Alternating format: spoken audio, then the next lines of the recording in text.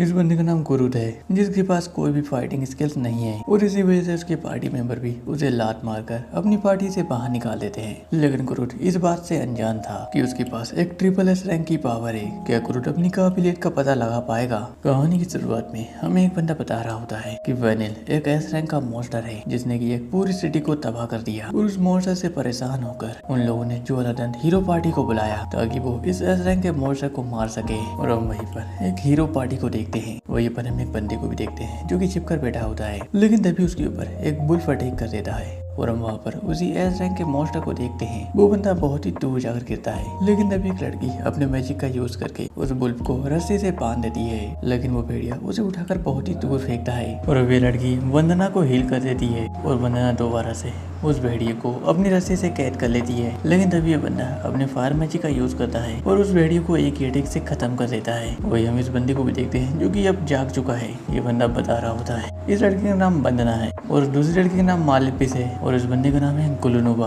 और गाँव के सभी लोग काफी ज्यादा खुश थे कि हमने उस वेनिल मॉन्स्टर को मार दिया था। इसी वजह से हमारी हीरो पार्टी उस सिटी में काफी ज्यादा फेमस हो गई। लेकिन मुझे कोई भी नहीं जानता क्योंकि मैं इस हीरो पार्टी में एक सर्वेंट का काम करता हूँ। नेक्स्ट में हम गुलनुबा को देखते हैं जो कि आराम से अपने खाने को खा रहा होता है और अब वो अपने खाने को फेंक देता है। तो बोलता है इस गांव में तो ढंग का खाना भी नहीं है। और गुलनुबा कुरुद से बोलता है कुरुद मेरे लिए कुछ ढंग का खाना बनाओ। और ये बंदा कुरुद जो कि हमारी कहानी का मेन कैरेक्टर है, जिस पर कुरुद से हाँ बोलता है और अब बन्ना कुरुद से बोल रही होती है हाँ ये वैसे भी आखिरी बार होगा कि हम कुरुद का खाना खाएंगे। जिस पर कुरुद बोलता है मैं कुछ समझा नहीं। और अब गुलनुबा कुरुद से बोल रहा होता है अब से हम तुम्हें हमारी हीरो पार्टी से बाहर निकाल रहे हैं। और अभी लड़की कुरुद को बताती है किसी भी पार्टी में 4 लोग होते हैं, लेकिन तुम हमारी कुछ खास मदद नहीं करते, इसलिए हमें तुम्हारी जगह पर किसी अच्छे मैजिशियन को लेना होगा जो कि मॉन्स्टर्स को मारने में हमारी हेल्प कर सके। और अब वंदना भी कुरुद से बोलती है तुम पार्टी में हमारे सामान को ढोते हो, लेकिन असल में हमारे लिए तुम सबसे बड़ी बोझ हो जैसे कि हम ढोते हैं। कुरुद अब गुलनुबा से बोल रहा होता है प्लीज मुझे इस पार्टी से मत निकालो। जिस पर गुलनुबा कुरुद को एक लात मारता है और बोलता है तुम तो एक गोब्लिन भी नहीं मरता। कुरुद अब बोल रहा होता है ये मेरी कहानी है जिसे कि एक हीरो पार्टी से बाहर निकाल दिया गया और अब मैं इधर उधर बस भटक रहा हूँ। और अब हम नेक्स्ट में कुरुद को एक दूसरे ही कैपिटल में देखते हैं। कुरुद के पास बस एक चांदी का सिक्का होता है और अब कुरुद एक हेलो वर्क में पहुंच जाता है। कुरुद बोल रहा होता है मैं काफी ज्यादा नर्वस हूँ लेकिन मुझे पैसा कमाना है। कुरुद अब उस हेलो वर्क के अंदर जाता है जो कि कुरुद से बोलती है हेलो वर्क की ब्रांच में तुम्हारा स्वागत है, क्या तुम यहाँ पर कोई काम ढूंढने के लिए आए हो? जिस पर कुरुद बोलते हैं हाँ। वो लड़की कुरुद को बताती है पहले तुम्हारा इंटरव्यू होगा, उसके बाद हम तुम्हारे टैलेंट को चेक करेंगे। पूरे भी लड़की कुरुद से उसका नाम पूछती है। कुरुद भी उसे अपना नाम और अपनी एज बता देता है। वो लड़की अब कुरुद से पूछती है पहले तुम कहाँ पर काम करते थे? जिस पर कुरुद उसे बताता है पहले मैं ड्रैगन ज्वाला हीरो पार्टी में था। जिस पर वो लड़की काफी ज्यादा शौक होकर बोल रही होती है ये तो वही हीरो पार्टी है जिसका लीडर SS रैंक का है। कुरुद उसे बताता है वहाँ पर मैं एक सर्वेंट का काम करता था। जिस पर वो लड़की भी काफी ज्यादा शौक होती है। वो लड़की कुरुद से बोलती है चलो कोई बात नहीं, लेकिन तुम उस हीरो पार्टी में काम कर चुके हो, तुम्हारे पास काफी कुछ एक्सपीरियंस होगा, इसकी वजह से तुम्हें कोई ना कोई काम जरूर मिल जाएगा। जिस पर कुरुद काफी ज्यादा खुश होकर अपने मन में सोच रहा होता है मैं उस हीरो पार्टी में एक सर्वेंट का काम करता था, लेकिन मैंने सोचा नहीं था कि मेरी काबिलियत यहाँ पर काम आएगी। वो लड़की अब कुरुद को बताती है अब हम तुम्हारे टैलेंट को चेक करेंगे और अगर तुम्हारे पास कोई अच्छा सा टैलेंट होता है तो तुम्हें एक अच्छी जॉब मिल जाएगी और अगर तुम्हारी किस्मत अच्छी रहती है तो हम तुम्हारे न्यू टैलेंट को अनलॉक भी कर सकते हैं। जिस पर कुरुद भी काफी ज्यादा शौक होता है। कुरुद अब अपने मन में सोच रहा होता है शायद मैं अपनी जी रैंक से एक अच्छी रैंक पर आ सकता हूँ। कुरुद हमें ये भी बता रहा होता है कोई तलवारबाज भले ही एक पत्थर को ना काट पाए, लेकिन अगर जिसकी रैंक हाई हो वो उस पत्थर को बहुत ही आराम से काट सकता है। और अब कुरुद भी खुश होकर अपने मन में सोच रहा होता है शायद मेरे पास भी कोई अच्छा सा हुनर होगा। लेकिन जैसे ही टेस्ट की रिपोर्ट आती है कुरुद की सभी स्किल जी रैंक की होती है। वो लड़की अब कुरुद को बताती है तुम्हारी रैंक जी है, इसका मतलब तुम फाइट में बिल्कुल ही जीरो हो। जिस पर कुरुद काफी ज्यादा सैड हो जाता है और अब वो लड़की कुरुद को बताती है चिंता करने की कोई बात नहीं है, तुम लोहार का काम कर सकते हो, लेकिन यहाँ पर कोई भी टेक्नीशियन नहीं है, इसलिए तुम्हें एक हफ्ते रुकना होगा। जिस पर कुरुद उससे बताता है मेरे पास एक फूटी कौड़ी भी नहीं है। और अब ये लड़की कुरुद से बोलती है क्या तुम उस रेत की बोरी को उठा सकते हो? जिस पर कुरुद भी हाँ बोलता है। कुरुद अब जैसे ही उस रेत की बोरी को उठाने के लिए जाता है वो उसे बिल्कुल भी नहीं उठा पा रहा होता है। जिस पर वो लड़की बोलती है इतना काफी है, तुम्हें मजदूरी का काम तो मिल ही जाएगा। और अब ये लड़की कुरुद को बताती है किंगडम की दीवारों को मजबूत करने के लिए मजदूरों की जरूरत है, मैं तुम्हें एक चिट्ठी लिखकर देती हूँ, तुम वहाँ जाकर कुछ काम कर सकती हो। नेक्स्ट में हम कुरुद को एक बंदे के पास देखते हैं। वो बंदा कुरुद से बोल रहा होता है यहाँ पर मजदूरों की कमी है, इसलिए मैं तुम्हें यहाँ पर रख लेता हूँ। और ये बंदा कुरुद को अपना काम समझा रहा होता है पहले सीमेंट बनाओ उसके बाद दीवारों पर लगाओ। मैं इस चीज को तुम्हें बार बार नहीं समझाऊंगा और अब मैं 3 घंटे बाद आऊंगा। जब तक एक पीपे का काम हो जाना चाहिए। कुरुट अब अपने मन में सोच रहा होता है, क्या मुझे सीमेंट को मजबूत करने के लिए अपनी मैजिक पावर का यूज करना होगा। और अब 3 घंटे बीत जाते हैं। ये बंदा वहाँ पर आकर देखता है। वो ये बंदा काफी ज्यादा शौक होता है कि तुमने ये सब क्या कर दिया। कुरुट भी ऊपर से माफी मांग रहा होता है। सीमेंट खत्म हो गया था, इसलिए मैं बस इतना ही काम करवाया। ये बंदा बोल रहा होता है, तुमने पश्चिम की इस दीवार की मरम्मत इतनी जल्दी कैसे कर ली, वो भी सिर्फ 3 घंटे में। ये तो नामुमकिन है। लेकिन सुनो, यहाँ पर तो कोई सीढ़ी नहीं है, तो तुमने ऊपरी दीवारों की मरम्मत कैसे करी। जिसमें कि कल्लू से बताता है, मैंने सीमेंट को उसके ठिकाने पर फेंका और उस डंडे का यूज किया। ये बंदा बोल रहा होता है, ये तो नामुमकिन है। और ये बंदा कुरुट से बोल रहा होता है, वैसे तुम यहाँ पर कितने दिनों तक काम कर सकते हो। जिसमें कि कुरुट बोलता है, मैं यहाँ पर 1 हफ्ते तक काम कर सकता हूँ। और अभी बंदा कुरुट को उसके पैसे दे देता है। जिसमें कि कुरुट बोलता है, क्या इतना ज्यादा। जिसमें कि ये बंदा बोलता है, पैसे तो मैं इतने ही मिलेंगे, चुपचाप रख लो और बाकी पैसे मैं हेलो वर्क के जरिए तुम्हें भेज दूंगा। कुरुट भी अब अपने मन में सोच रहा होता है, मुझे बस इतने छोटे काम के इतने ज्यादा पैसे मिले, मैं कल भी अपनी जी जान लगा दूंगा। और अब हमें 2 दिनों के बाद का सीन दिखा देता है, जहाँ पर हम देखते हैं कुरुट ने किंगडम की सभी दीवारों की मरम्मत कर दी होती है और सभी लोग भी काफी चिल्ला रहे होते हैं कि अब हमें रोजगार कैसे मिलेगा। और अभी बंदा कुरुट से बोल रहा होता है, कल से तुम्हें यहाँ पर नहीं आना है। कुरुट से बोलता है, लेकिन मुझे तो यहाँ पर 3 दिन ही हुए हैं। जिस पर कि ये बंदा कुरुट को बताता है, तुम्हारा काम कुछ ज्यादा ही फास्ट है और हमें यहाँ पर कुछ गरीबों को भी रोजगार देना है और तुम्हारा काम बहुत ही ज्यादा फास्ट है और तुम इस काम में एस नहीं बल्कि SSS रैंक के हो। वो बंदा कुरुट को उसके पैसे दे देता है। और अब कुरुट अपने मन में सोच रहा होता है, क्या इन लोगों ने मुझसे पीछे छुड़ाने के लिए मेरी इतनी तारीफ की और अब मुझे काम से बाहर निकाल रहे हैं। नेक्स्ट सीन होता है हेलो वर्क का, जहाँ पर ये लड़की कुरुट से बोल रही होती है, क्या तुम्हें वहाँ से भी काम से निकाल दिया गया। जिस पर कुरुट बोलता है, हाँ, लेकिन हमारे टेक्नीशियन को आने में अभी कुछ दिन और लगेंगे। नेक्स्ट में एक लड़की दूसरी लड़की पर चिल्लाकर बोल रही होती है, तुम्हारी प्रॉब्लम क्या है। जिस पर वो दूसरी लड़की बोलती है, मुझे यहाँ पर एक बंदे की जरूरत है। और अब ये लड़की उस लड़की से पूछती है, तुम्हारी प्रॉब्लम क्या है। जिस पर वो असिस्टेंट अपनी मैनेजर को बता रही होती है, इन्हें खदानों में काम करने के लिए एक बंदे की जरूरत है और ये उसे काम पूरा होने के बाद ही पैसा देंगे। जिस पर मैनेजर उस लड़की को बताती है, अगर आपको खदानों में काम करने के लिए बंदा चाहिए तो वो यहाँ पर मिलना इम्पॉसिबल है। जिस पर ये लड़की मैनेजर को बताती है, मेरे पास ज्यादा टाइम नहीं बचा है, अगर मैंने उस पहाड़ का टैक्स उन्हें नहीं चुकाया तो वो लोग मेरे पहाड़ को सील कर देंगे। लेकिन तभी वहाँ पर कुरुट आता है और बोलता है, मैं तुम्हारी इस काम में मदद कर सकता हूँ, मैं भी अपनी गाँव में खदानों में काम किया करता था। जिस पर ये लड़की बोलती है, मुझे काम के लिए किसी अच्छे बंदे की जरूरत है, न कि इस बच्चे की। जिस पर मैनेजर उसे बोलती है, तो फिर आपको हमें 10 सोने के सिक्के देने होंगे। जिस पर वो लड़की चिल्लाकर बोल रही होती है, मैं इतना कहाँ से लाऊंगी। और अब वो लड़की कुरुट को अपने काम पर रखने के लिए मान जाती है और वो लड़की कुरुट को लेकर चली जाती है। वही अभी मैनेजर भी अपने मन में सोच रही होती है, कुरुट बहुत ही ज्यादा भोला है। और मैनेजर अपने मन में कुरुट के बारे में ही सोच रही होती है, कुरुट बहुत ही ज्यादा प्यारा है, ये किसी को भी लुभाकर ज्यादा पैसे कमा सकता है। वो लड़की अपनी दिमाग में खोई होती है। उसकी असिस्टेंट बोलती है हिरोशिरो। वही हमें इस लड़की का नाम पता चलता है, इसका नाम हिरोशिरो है। असिस्टेंट हिरोशिरो से बोल रही होती है, तुम कहाँ पर खो गई, हमारे खाते में एक रकम आई है। जिस पर हिरोशिरो बोलती है, शायद वो कुरुट के लिए आई होगी। और अब हीरो उस रकम को पढ़ती है, जो कि 200 सोने के सिक्के होते हैं। वही हीरो ये सब देखकर काफी ज्यादा शौक थी,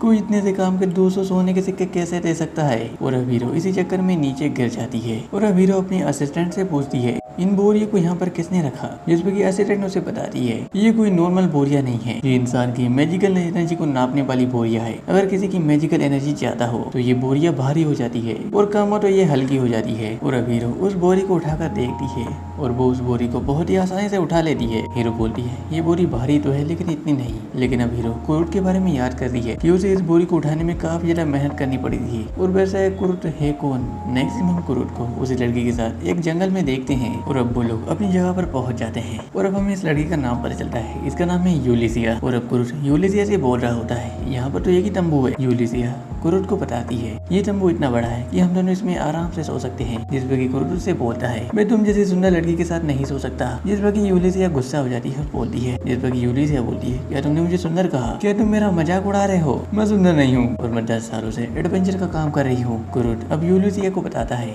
मैं पूरी दुनिया घूम चुका हूँ लेकिन मैंने तुम जैसी सुंदर लड़की आज तक नहीं देखी। जिस पर यूलिसिया उसका कॉलर पकड़ लेती है और बोलती है, मैं सुंदर नहीं हूँ। और अब यूलिसिया कुरुट को कुछ खाने के लिए देती है और अब कुरुट यूलिसिया से बोलता है, क्या ये तुमने मेरे लिए बनाया है। जिस पर कि यूलिसिया बोलती है, हाँ। कुरुट अब उसे बताता है, ऐसा पहली बार है कि मेरे लिए किसी ने खाना बनाया है और ये खाना कुरुट को काफी ज्यादा पसंद आता है। नेक्स्ट दिन में वो लोग टेंट में सो रहे होते हैं और अब रात में कुरुट की आंखें खुल जाती है। कुरुट को नींद नहीं आ रही होती है लेकिन वो यूलिसिया को देखता है जिसने कि अपने कपड़े नहीं पहने होते हैं। कुरुट काफी ज्यादा शौक हो जाता है और अपने मन में सोच रहा होता है, यूलिसिया तुम काफी ज्यादा भोली हो। और अब कुरुट उस टेंट से बाहर आ जाता है लेकिन यूलिसिया कुरुट को बस चेक कर रही होती है। यूलिसिया यूलिसिया अपने मन में सोचती है, मैं बस इसे चेक कर रही थी क्योंकि हमें एक हफ्ते साथ में रहना है। और अब नेक्स्ट सीन में सुबह हो जाती है। यूलिसिया वहाँ पर कुरुट को देखती है जो कि बाहर सोया होता है। और अब यूलिसिया अपने जैकेट को चेक करती है जहाँ पर एक नया बटन होता है। और अब कर्ट भी जाग जाता है। यूलिसिया कुरुट से बोलती है, क्या ये बटन तुमने लगाया था? जिस पर कुरुट बोलता है हाँ। यूलिसिया कुरुट से बोलती है, तैयार हो जाओ, हम निकलने वाले हैं। जिस पर कुरुट अब यूलिसिया से बोलता है, क्या तुम्हें पता है कि खुदाई कहाँ से करनी है? जिस पर यूलिसिया बोलती है, मुझे नहीं पता, लेकिन हम पास से ही खुदाई करेंगे। कर्ट उसे बताता है, कहीं पर भी खुदाई करने से हमें क्रिस्टल नहीं मिलेंगे। और अब कुरुट यूलिसिया से बोलता है, रुको मैं जरा चेक करता हूँ। नेक्स्ट सीन में कुरुट यूलिसिया को बताता है, हमें इस पत्थर में क्रिस्टल मिलेंगे। कुरुट उस पत्थर को तोड़ देता है जिसमें कि बहुत सारे क्रिस्टल होते हैं। यूलिसिया भी इसे देखकर काफी ज्यादा शौक होती है। और अब कुरुट यूलिसिया को बताता है, इन सभी क्रिस्टल के बदले हमें 3 सोने के सिक्के मिल जाएंगे। जिस पर कि यूलिसिया बोलती है, तो हमें हमारे कर्जे का 1/3 मिल गया। नेक्स्ट सीन में हम देखते हैं कुरुट ने बहुत सारे पत्थर को तोड़ कर बहुत सारे क्रिस्टल को बाहर निकाल लिया होता है। यूलिसिया अब कुरुट से बोलती है, अब हम इन सभी क्रिस्टल को बेचकर हमारे कर्जे को खत्म कर देंगे। जिस पर कि कर्ट उसे मना कर देता है और बोलता है, ये सभी क्रिस्टल बहुत ही ज्यादा छोटे हैं तो हमें इनकी कीमत अच्छी नहीं मिलेगी, हमें इन्हें मैजिक क्रिस्टल में तब्दील करना होगा। और अब यूलिसिया अपने मन में सोच रही होती है कि हमें इन्हें मैजिक क्रिस्टल में तब्दील करना होगा, लेकिन किंगडम की 10 ही लोग हैं जो कि ये सब कर पाते हैं। लेकिन तभी कुरुट बोलता है, हो गया। यूलिसिया भी काफी ज्यादा शौक होकर बोल रही होती है, क्या तुमने इतनी जल्दी कर लिया? किसी स्पेशलिस्ट को भी 1 घंटा लगता है इसे मैजिक क्रिस्टल बनाने में, लेकिन तुमने तो इसे कुछ सेकंड में ही कर दिया।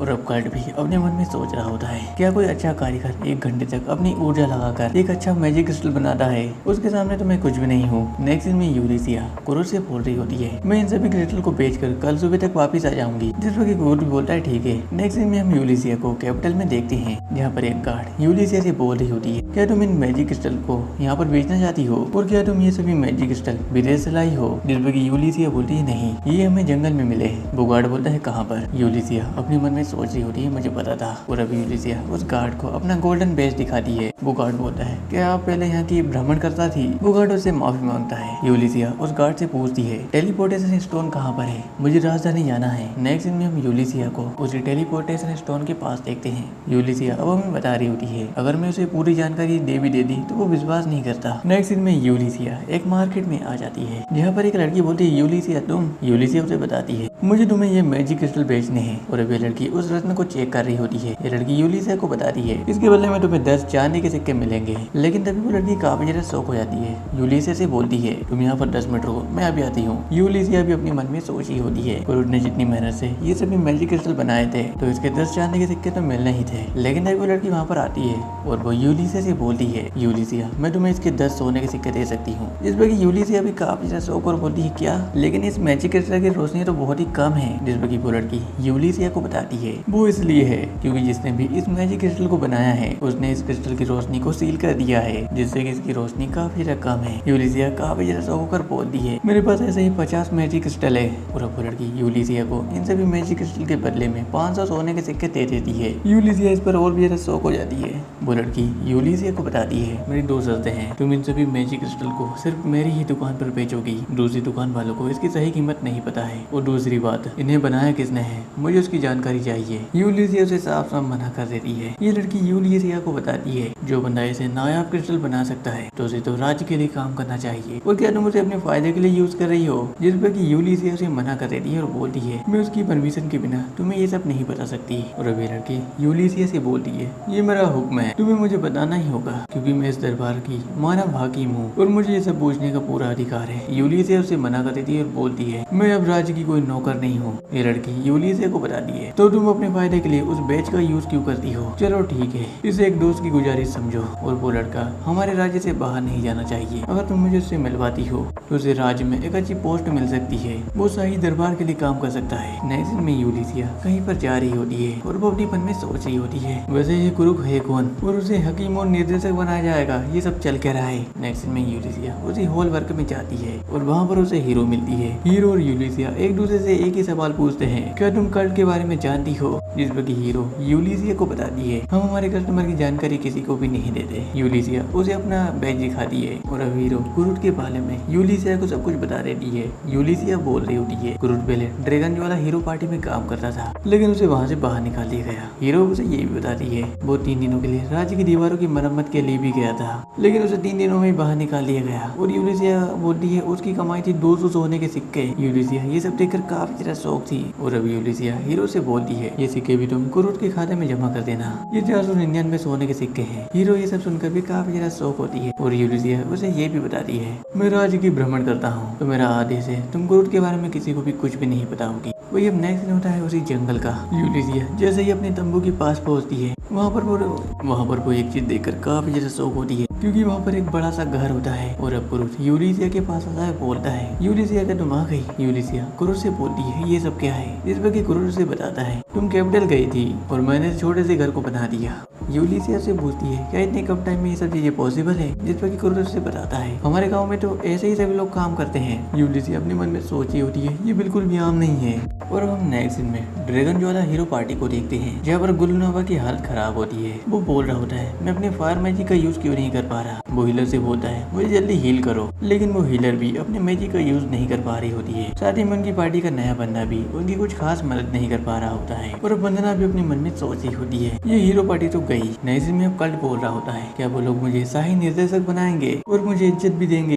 जिसमें यूलिसिया बोलती है हाँ, और जिस लड़के ने मुझे ये सब कहा था वो शाही दरबार में उस्ताद का काम करती है। कल्ट अब यूलिसिया से बोल रहा होता है क्या वो लड़की तुम्हें बेवकूफ तो नहीं बना रही। और अब कल्ट अपने मन में सोच रहा होता है पहली बात मैं औरों से ऊंचे ओहदे पर काम नहीं कर सकता, दूसरी बात मैं अपनी पुरानी पार्टी में दोबारा से लौटना चाहता हूँ, और तीसरी बात वो यूलिसिया से बोलता है मुझे यहाँ पर बहुत सारा काम है। क्रूड अब यूलिसिया से ये भी बोलता है मैंने तुम्हें जो मैजिक क्रिस्टल बना के दिए थे उनसे तुम्हारा कर्जा तो पूरा नहीं होगा। जिस पर यूलिसिया बोलती है हाँ, उनकी मुझे अच्छी कीमत मिली लेकिन वो मैंने तुम्हारे खाते में जमा कर दिए। और अब क्रूड बोलता है मेरे चिंता करने की जरूरत नहीं है। और अब यूलिसिया क्रूड से बोलती है क्या तुमने रात में आराम तो किया था ना। जिस पर क्रूड बोलता है हाँ, मैं पूरे 6 घंटे सोया था। यूलिसिया बोलती है क्या पूरे 6 घंटे और तुमने इतने कम टाइम में ये मकान बनाया। कल्ट को लग रहा था कि वो कुछ ज्यादा ही सो गया है। वो यूलिसिया से बोलता है मैं इसकी भरपाई भी कर दूंगा और मुझे किसी जगह मिल गई है जहाँ पर हमें और भी अच्छे क्रिस्टल मिल सकते हैं। नेक्स्ट में क्रूड और यूलिसिया अपनी जगह पर आ जाते हैं जहाँ पर क्रूड यूलिसिया को बताता है तुम इस जगह पर गड्ढा खोदना है और ध्यान रखना 50 मीटर से ज्यादा गड्ढा मत खोदना। और अब क्रूड वहाँ से चला जाता है।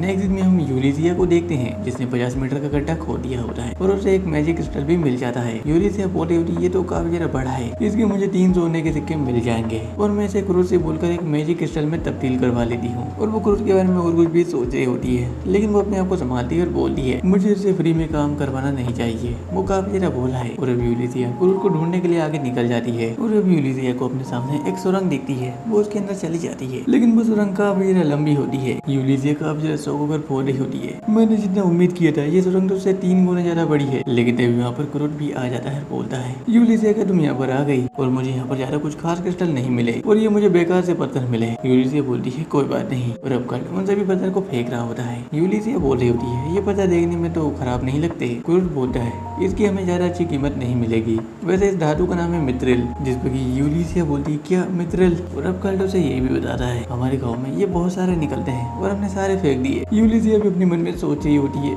ये धातु सोने और प्लेटिनियम से भी ज्यादा महंगी है और ये उन्हें फेंकता है। क्रूड बोल रहा होता है कि इस धातु की यहाँ पर अच्छी कीमत है। यूलिसिया भी काफी ज्यादा शौक होती है। यूलिसिया अब क्रूड से पूछती है क्या यहाँ पर तुम्हें कोई और भी नायाब क्रिस्टल मिला है क्या। जिस पर कल्ट उसे बताता है इस क्रिस्टल का नाम है बोरी हार्को। यूलिसिया भी काफी ज्यादा शौक पर बोलती है ये तो देवताओं का धातु है और ये बहुत ही कम पाया जाता है। जिस पर क्रूड बोलता है ऐसा नहीं है, इसे तो हम कहीं पर भी ढूंढ सकते हैं। जिस पर यूलिसिया बोलती है क्या। और अब क्रूड उसे बताता है अगर तुम कहीं पर भी 7 किलोमीटर लंबी खुदाई करोगी तो ये तुम्हें आसानी से मिल जाएगा। जिस पर यूलिसिया काफी ज्यादा शौक होकर बोलती है तुमने 8 घंटे में 7 किलोमीटर खुदाई की और तुम वापिस भी आ गए। जिस पर क्रूड बोलता है हाँ। यूलिसिया बोलती है वैसे तुमने उस टनल का क्या किया। क्रूड उसे बताता है उसे खाली छोड़ना खतरे से खाली नहीं था, मैंने उसे वापस भर दिया। जिस पर यूलिसिया और भी ज्यादा शौक होकर बोल रही होती है तुमने 8 घंटे में 7 किलोमीटर खुदाई की और तुमने उसे वापस भर भी दिया, अब तो मैं किसी भी चीज पर भरोसा कर लूंगी। और अब यूलिसिया अपने सामने टनल का रास्ता रास्ता देखती है जो कि दूसरी पहाड़ की तरफ खुल रहा होता है। और अब यूलिसिया क्रूर से बोलती है, क्या तुमने इस टनल के बीचों बीच एक रास्ता बनाया? कल्ट बोलता है, हाँ, अगर तुम कहो तो मैं इसे वापस भर सकता हूँ। यूलिसिया बोलती है, इसकी कोई भी जरूरत नहीं है। और अब हमें कल्ट बता रहा होता है, मैंने खुदाई का काम पूरा कर लिया और अब हमें कैपिटल जाने में ज्यादा टाइम नहीं लगता। और जो भी लोग कैपिटल अपना सामान बेचने के लिए जाते हैं वो हमारी सुरंग का यूज करते हैं। इसके बदले में वो यूलिसिया को टैक्स देते हैं। नेक्स्ट इसमें कल्ट कहीं पर जा रहा होता है, लेकिन तभी वहाँ पर उसे वंदना मिलती है। क्रूर उससे पूछता है, क्या यहाँ पर गुलनोवा भी है? जिस पर की वंदना उसे बताती है, मैंने भी ज्वाला दिन हीरो पार्टी छोड़ दी है। और अब हमें कुछ पास्ट का सीन दिखाई दे रहा होता है जहाँ पर हम गुलनोवा को एक रेस्टोरेंट में देखते हैं। वो बोल रहा होता है, मैं ऐसा बकवास खाना नहीं खा सकता। वो वहाँ से जा रहा होता है। नेक्स्ट में हम गुलनोवा को एक शमशान गली में देखते हैं जो कि वंदना से बोल रहा होता है, क्या क्रूर ने जो मीट बनाया था क्या वो बचा है? वंदना उसे मना करती है, तुमने पहले ही वो खा लिया था। और अब गुलनोवा वंदना से बोलता है, जाओ और क्रूर को ढूंढ के लाओ। बोले तुम्हें उसे चोट भी पहुंचानी पड़ी तो पीछे मत हटना। इस पर की वंदना भी मान जाती है और अब वंदना भागकर उस गली से बाहर आ जाती है। और वो अपने मन में सोच रही होती है, और अब वंदना अपने मन में सोच रही होती है, मेरी इतनी प्लानिंग तो काफी है सरदार को सिपाहियों के हाथों पकड़ने के लिए। पर गुलनोवा मैं तुमसे काल कोठरी में मिलने आया करूंगी। और अब नेक्स्ट सीन होता है प्रेजेंट में, यहाँ पर वंदना अपने मन में सोच रही होती है, मैं इसे ये सब नहीं बताऊंगी। वंदना अब कल से बोलती है, हाँ मुझे भी गुलनोवा ने अपनी पार्टी से बाहर निकाल दिया। गुरु भी बोल रहा होता है, मैंने सोचा नहीं था कि वो ये सब करेगा। और अब गुरु बोल रहा होता है, मुझे भी उस पुरानी पार्टी में वापस जाना था लेकिन अब जाना मुश्किल होगा। वंदना अब गुरु से बोल रही होती है, तुम उस पुरानी पार्टी में क्यों जाना चाहते हो? गुरु से बताता है, मैं गुलनोवा के एहसानों तले दबा हूँ। और अब वंदना गुरु से बोलती है, क्या तुम हॉल पर जा रहे हो काम की तलाश में? जिस पर की गुरु बोलते हैं, हाँ। और अब वंदना गुरु से ये भी बोलती है, मेरा एक दोस्त है जहाँ पर एक काम करने वाले की जरूरत है, अगर तुम वहाँ पर जाते हो तो उनकी काफी ज्यादा मदद हो सकती है। जिस पर की गुरु भी मान जाता है और अब वंदना भी उसे नक्शा दे देती है। और अब कल्ट उस अद्भुत खाने के पास पहुंच जाता है। वो जाकर उस दरवाजे को नॉक करता है जहाँ पर एक लड़की आती है और इस लड़की का नाम मिसल है। कल्ट उसे बताता है कि मैं वंदना के कहने पर यहाँ पर काम करने के लिए आया हूँ। वो लड़की खींचकर कल्ट को अंदर की तरफ ले जाने लगती है और कल्ट को वहाँ पर काफी ज्यादा बदबू आ रही होती है। मिसल उसे किचन रूम में ले आती है। मिसल अब गुरु को बता रही होती है, यहाँ पर आपको साफ सफाई के लिए बुलाया गया है। कल्ट भी काफी ज्यादा शौक होता है, क्या अद्भुत माहिर का मतलब ये होता है? मिसल उसे बताती है, मैं यहाँ के 3 हफ्तों से साफ सफाई नहीं कर पा रही हूँ और आपको मेरी मदद करनी है। कुरुक भी सोच रहा होता है, क्या यहाँ पर मुझे साफ सफाई के लिए बुलाया गया है? लेकिन भाई कुरुक ठहरा भोला वाला बंदा, वो इस काम के लिए भी तैयार हो जाता है। मिसल भी वहाँ से चली जाती है और अब हमें कुछ देर के बाद का सीन दिखाई देता है जहाँ पर हम देखते हैं कल्ट ने उस पूरी किचन की साफ सफाई कर दी होती है। कुरुक बोल रहा होता है, मुझे ये सब काम करने में आधा घंटा लग गया और अब मैं क्या करूँ? कल्ट वहाँ से कहीं पर जाने लगता है और वो एक दरवाजे को नॉक करता है। एक लड़की बोलती है, अंदर आ जाओ। कल्ट वहाँ पर एक लड़की को देखता है और उस लड़की ने कपड़े नहीं पहने होते हैं। कल्ट उसे माफी मांगता है, बोलता है, मेरा नाम कुरुक और मैंने आज से ही ज्वाइन किया है। वो लड़की कुरुक को बता रही होती है, ओफिलिया जी नीचे के कमरे में है। लेकिन भाई कुरुक उस लड़की के पेट पर देखता है और बोलता है, ये क्या है? जिस पर वो लड़की कुरुक को बताती है, ये एक श्राप है। कुरुक बोल रहा होता है, मुझे पता ही था। कुरुक उस लड़की से बोलता है, क्या मैं इसे छू कर देख सकता हूँ? और अब कुरुक उस लड़की के पेट को छू के देखता है। कुरुक अपने मन में सोच रहा होता है, श्राप का असर बहुत ही ज्यादा है, इस लड़की को काफी ज्यादा दर्द होता होगा, साथ ही में इसके अंदर के ऑर्गन्स भी खराब हो गए होंगे और इसी वजह से इसे भूख भी नहीं लगती होगी। लेकिन तभी उस लड़की के पेट से आवाज आती है और अब कुरुक उस लड़की से बोलता है, मैं तुम्हारे कुछ खाने के लिए ले आता हूँ। और अब कुरुक किचन में आ जाता है। नेक्स्ट में हम उसी लड़की को देखते हैं, उसके सामने यूलिसिया होती है। यूलिसिया अब उस लड़की से बोलती है, इसकी कितनी कीमत मिलेगी? और अब हमें इस लड़की का नाम पता चलता है, इसका नाम है मिमिक्रो। और अब मिमिक्रो यूलिसिया से बोलती है, इसकी कीमत 50,000 सोने के सिक्के हैं और मिथ्रिल और वोली हार्ट दोनों असली है। यूलिसिया बोल रही होती है, मुझे यकीन नहीं हो रहा। यूलिसिया अब मिमिक्रो से बोलती है, अगर उस लड़की के बारे में बाहर किसी को पता चल गया तो क्या होगा? और अब मिमिक्रो यूलिसिया को बताती है, या तो वो अगवा हो जाएगा या फिर मर्डर। और तुमने क्या सोचा है? जिस पर कि यूलिसिया मिमिक्रो को बताती है, मैं चाहता हूँ कि उसकी जो भी स्किल्स है वो एक डायरी तक ही सभी लोगों को दिखे और मैं चाहती हूँ कि मैं उसे अपना अंगरक्षक बना लूँ। नेक्स्ट में हम देखते हैं कल्ट को जो कि उस लड़की के लिए खाना बना रहा होता है। लेकिन तभी वहाँ पर ओफिलिया और मिसेल भी आ जाती है। कुरुक बोल रहा होता है, क्या तुम्हारा नाम ये ओफिलिया है? जिस पर कि वो लड़की बोलती है, हाँ। कुरुक बोल रहा है, माफ करना मैंने आपका किचन यूज किया, लेकिन ऊपर के कमरे में जो लड़की है उसने कहा था कि मुझे भूख लगी है। ओफिलिया बोलती है, क्या तुम उस लड़की से मिले थे? जिस पर कि कुरुक बोलता है, हाँ, क्या मैंने कोई गलती की? ओफिलिया उसे बताती है, बाहर किसी के सामने उस लड़की का जिक्र मत करना। कुरुक भी इसके लिए मान जाता है और ओफिलिया कुरुक को उसके पैसे दे देती है। कुरुक बोल रहा होता है, ये तो बहुत ही ज्यादा है। ओफिलिया बोलती है, कोई बात नहीं, इसे रख लो और कल तुम इसी टाइम पर दोबारा आ सकते हो। और अब कल्ट वहाँ से चला जाता है। ओफिलिया अपने मन में सोच रही होती है, मैंने उसे किसी बाहरी शख्स से मिलने कैसे दिया और वैसे मैं उस शराब के असर को कम नहीं कर पा रही। नेक्स्ट सीन में ओफिलिया उस लड़की के कमरे में जाती है यहाँ पर ओफिलिया उस लड़की से बोलती है तुम्हें अपने शराब को ढक कर रखना चाहिए ताकि उसे कोई देख न सके। और अब वो लड़की ओफिलिया से बोल रही होती है खाने की अच्छी खुशबू आ रही है, क्या मैं सिखा सकती हूँ? जिस पर की ओफिलिया बोलती है रुको मैं चेक कर लेती हूँ, क्या इसमें कोई चेहरा तो नहीं है? जिस पर की वो लड़की बोलती है इसकी कोई भी जरूरत नहीं है, मेरा दिल कहता है कि वो इंसान बहुत ही अच्छा था। ओफिलिया बोलती है मुझे चेक करना जरूरी है। जिस पर की लड़की बोलती है शराब के चलते मैं वैसे भी बहुत ही बुरे हालात में हूँ, तो जहर का मुझ पर क्या ही असर होगा, मुझे नहीं पता कि मुझे ये शराब किसने दिया। मैंने बहुत से लोगों पर शक किया लेकिन आज मैं किसी पर विश्वास करना चाहती हूँ। तो ओफिलिया भी इसके लिए मान जाती है और अब वो लड़की इस खाने को खा रही होती है। वो खाना इसे काफी ज्यादा पसंद आता है लेकिन तभी उसके पेट में बहुत तेज दर्द होने लगता है। ओफिलिया भी अपने मन में सोच रही होती है मैंने गलती कर दी, क्या इसमें जहर था और वो लड़का कौन था? रुको मैं दवाई लेकर आती हूँ। लेकिन वो लड़की बोलती है ओफिलिया रुको। ओफिलिया बोलती है तुम्हें दवाई की जरूरत है और अब वो लड़की बोलती है मैं ठीक हूँ और अब मैं काफी अच्छा महसूस कर रही हूँ। और अब ओफिलिया उसके शराब को देखती है जो कि अब खत्म हो चुका होता है। ओफिलिया अपने मन में सोच रही होती है ये सब कैसे हुआ और वो शराब इतनी जल्दी कैसे खत्म हो सकता है। नेक्स्ट सीन में हम एक बंदे को देखते हैं जो कि बोल रहा होता है मालिक वो शराब टूट चुका है। जिस पर की बॉस बोलता है वो शराब कैसे टूटा मैं नहीं जानता, लीजे को तुम्हें जल्दी मारना होगा। नेक्स्ट सीन में हम ओफिलिया को देखते हैं जो कि बोल रही होती है क्या अंदर मिमिको है? और अब मिमिको ओफिलिया से बोलती है तुम यहाँ पर कैसे? ओफिलिया बोलती है मुझे तुमसे कुछ बातचीत करनी थी। और अब मिमिको ओफिलिया को बताती है यूलिसिया थोड़ी सी बेवकूफ है लेकिन हम इस पर विश्वास कर सकते हैं। ओफिलिया बोल रही होती है यूलिसिया जो कि राज की पहले भ्रमण करता थी। और अब लड़की भी अपने जैकेट को हटा लेती है और यूलिसिया और मिमिको से देखकर अपना सिर झुकाती है। मिमिको अपने मन में सोच रही होती है ये तो तीसरी प्रिंसेस लीजे है